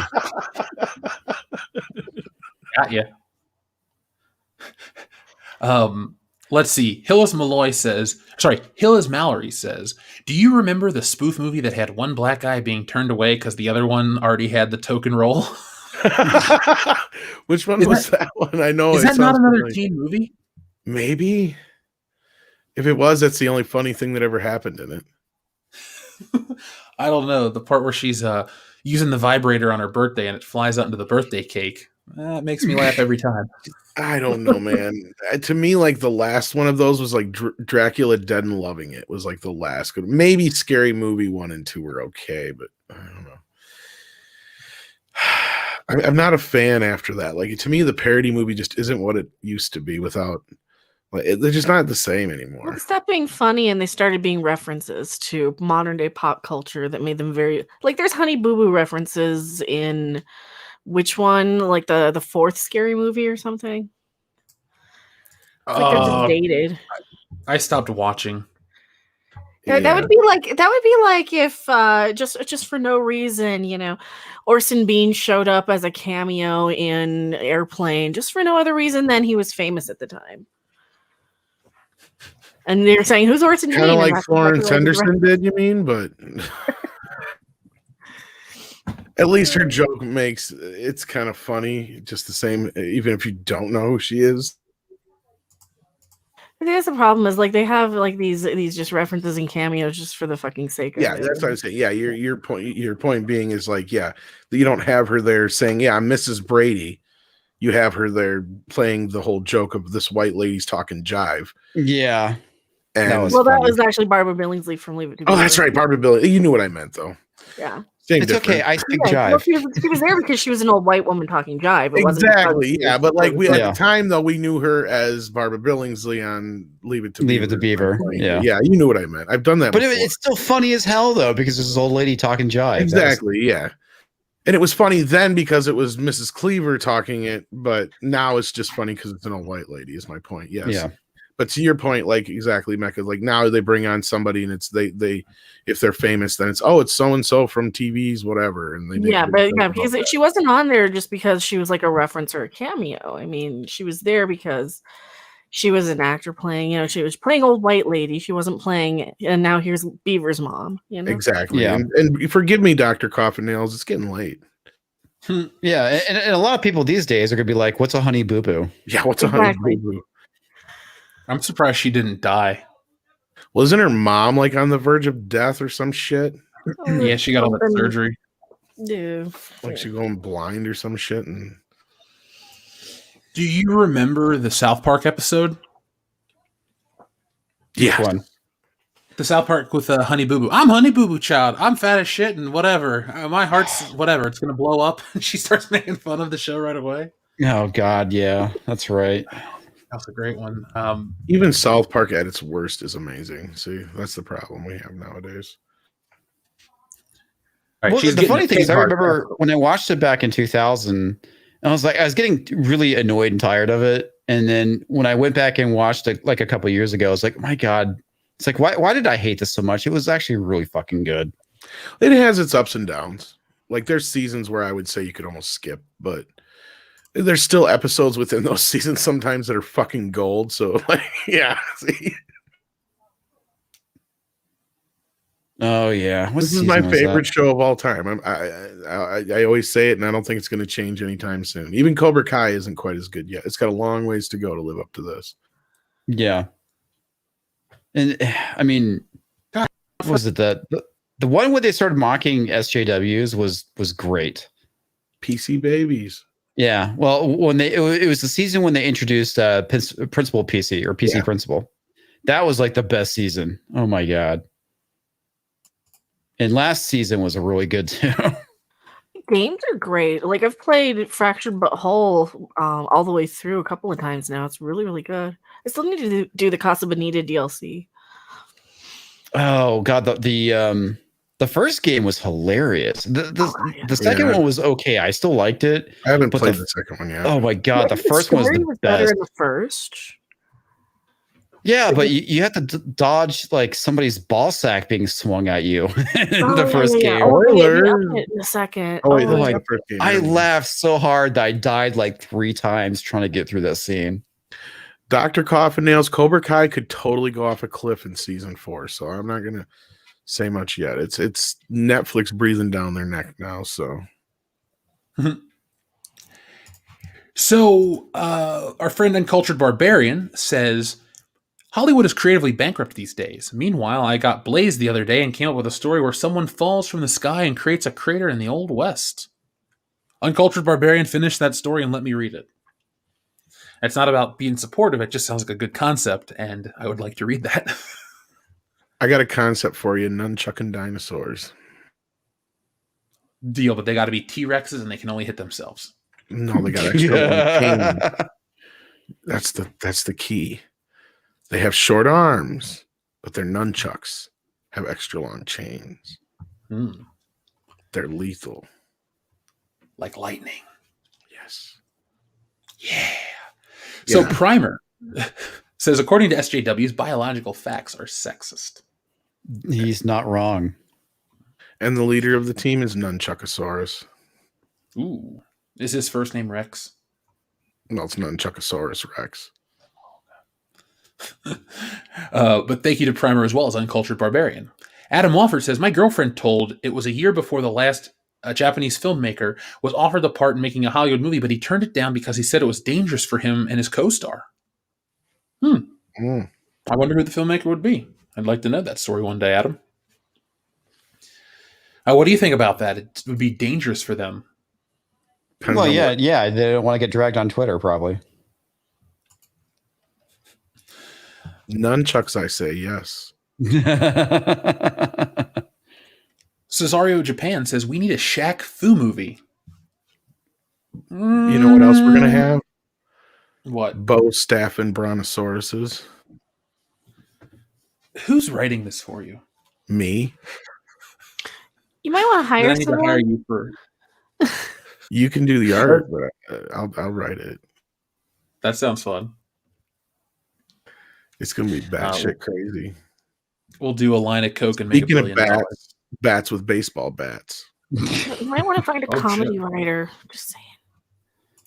I don't know, man. Tom might be able to pull it off. His Bat Tom stuff is pretty funny. I laugh. Yeah, that one you did where Alfred's making him a sandwich and he gets Doritos and gets all mad. That was actually pretty funny. Hey, I know this is a random photo to share, but do you remember? I want that fucker like as a poster. Do you remember when Star Wars had Han Solo and Chewbacca stuck in a bubble like John Travolta? Oh my god. What is happening in this? I'm totally like the bubble boy. Folks in the chat, can you tell me what's happening in this Empire Strikes Back photo? I don't know. I have no idea, but it's really cool. All I have to say is they have Lando and he's not pansexual. Yeah. And 3PO can turn his head that far. 3PO looks epic. R2 looks pretty good.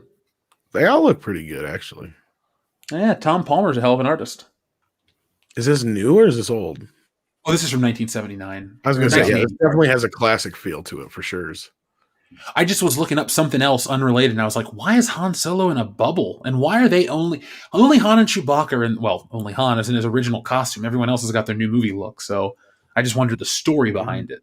Maybe it's in between the films. Who knows? Doug Keller says, I think Mortal Kombat 2021 would have been a better movie if the characters were more fun and the action was filmed/edited better. Somebody in the chat knows, I bet. I agree with you, Doug, on your stance. I do wish there was some better editing. Lord Thundercock says, we need a skit Cecil's perv voice and Buffalo Jeff.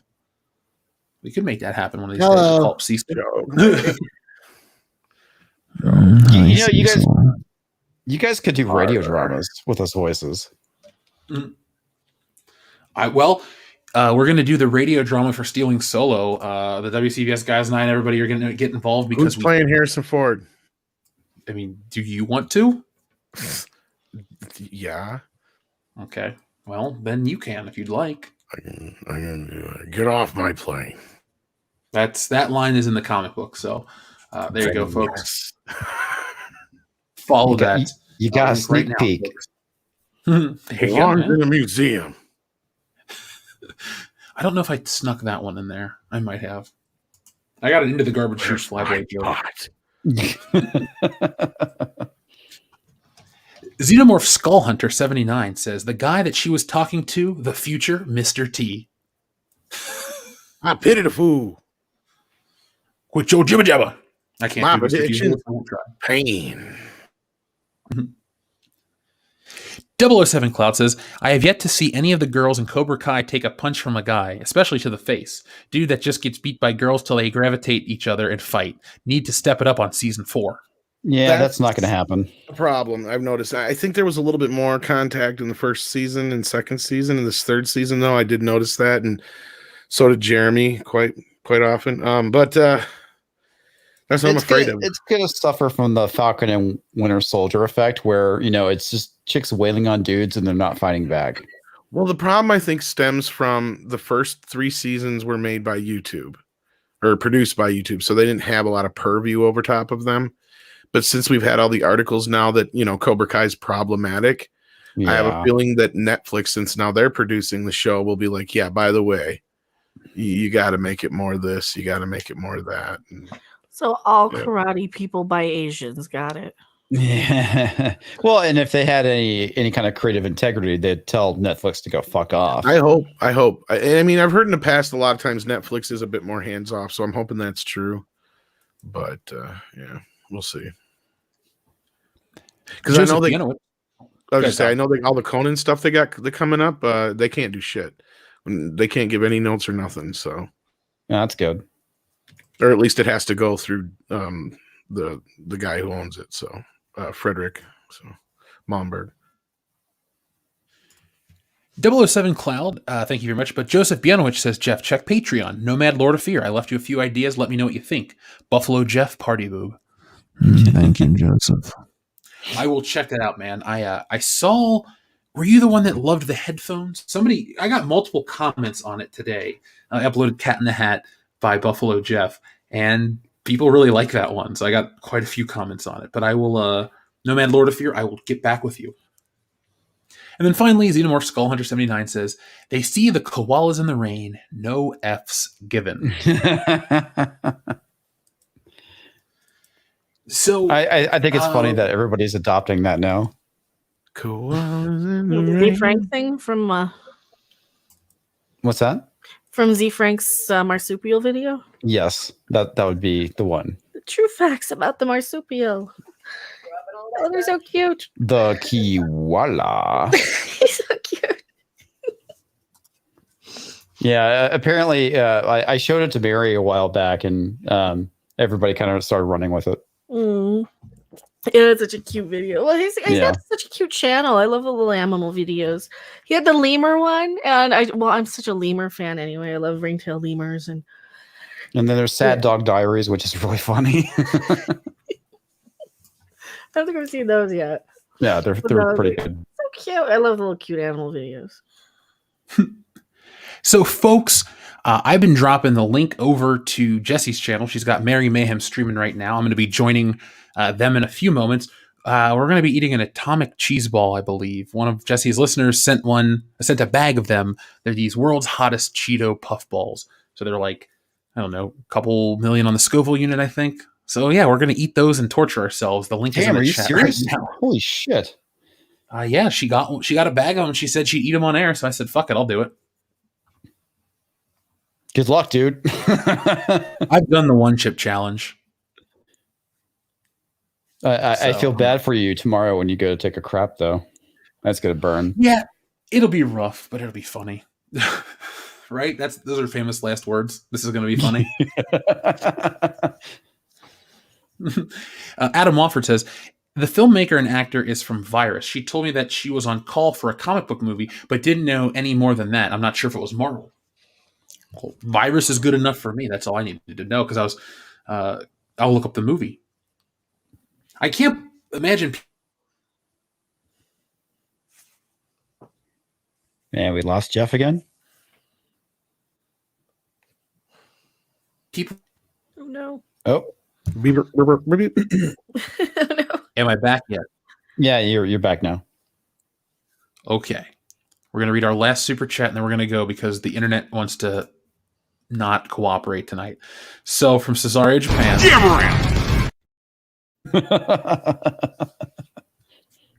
Thank you, Cesario, Japan.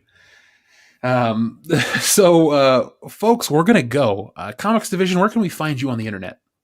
Oh, good Lord. I have no idea. You can find me on my own channel, Comics Division, obviously. You can find me every Friday at Friday Night Tights. And I even produce content over at Unsafe Space this week. I'm actually going to be filling in for Carter, and I'm going to be joining Carrie, and we're going to be interviewing Jeremy from the Quartering. Nice. Yeah. Cool dude. Tom, where can we find you all over the internet? Why? Somebody been saying shit about me? Oh, yeah. Sorry, that was me. Like surfing and whatnot? You shouldn't have told him, dude.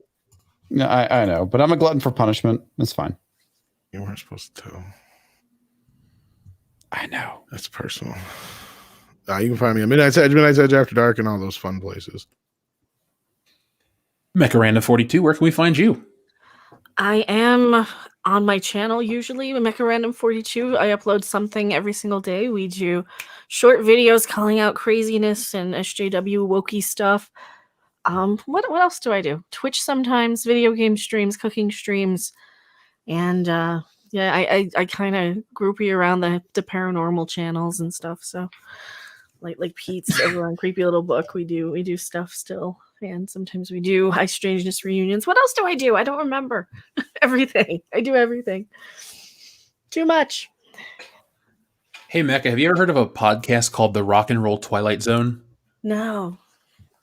If you got time, it's only got about 24 episodes. Give it a listen. It talks about paranormal and rock and roll, and it mixes the two. It's a really cool podcast. That's interesting. Yeah, it's sadly they never brought it back. Now the guy does other podcasts that you can find, but this show was so fun. I think Chris Jericho talked about it on one of his shows, and that's how I found it. So if you're looking for something like that, I highly recommend it. So, folks, you can find me here on the channel. I'm working on a Mortal Kombat review.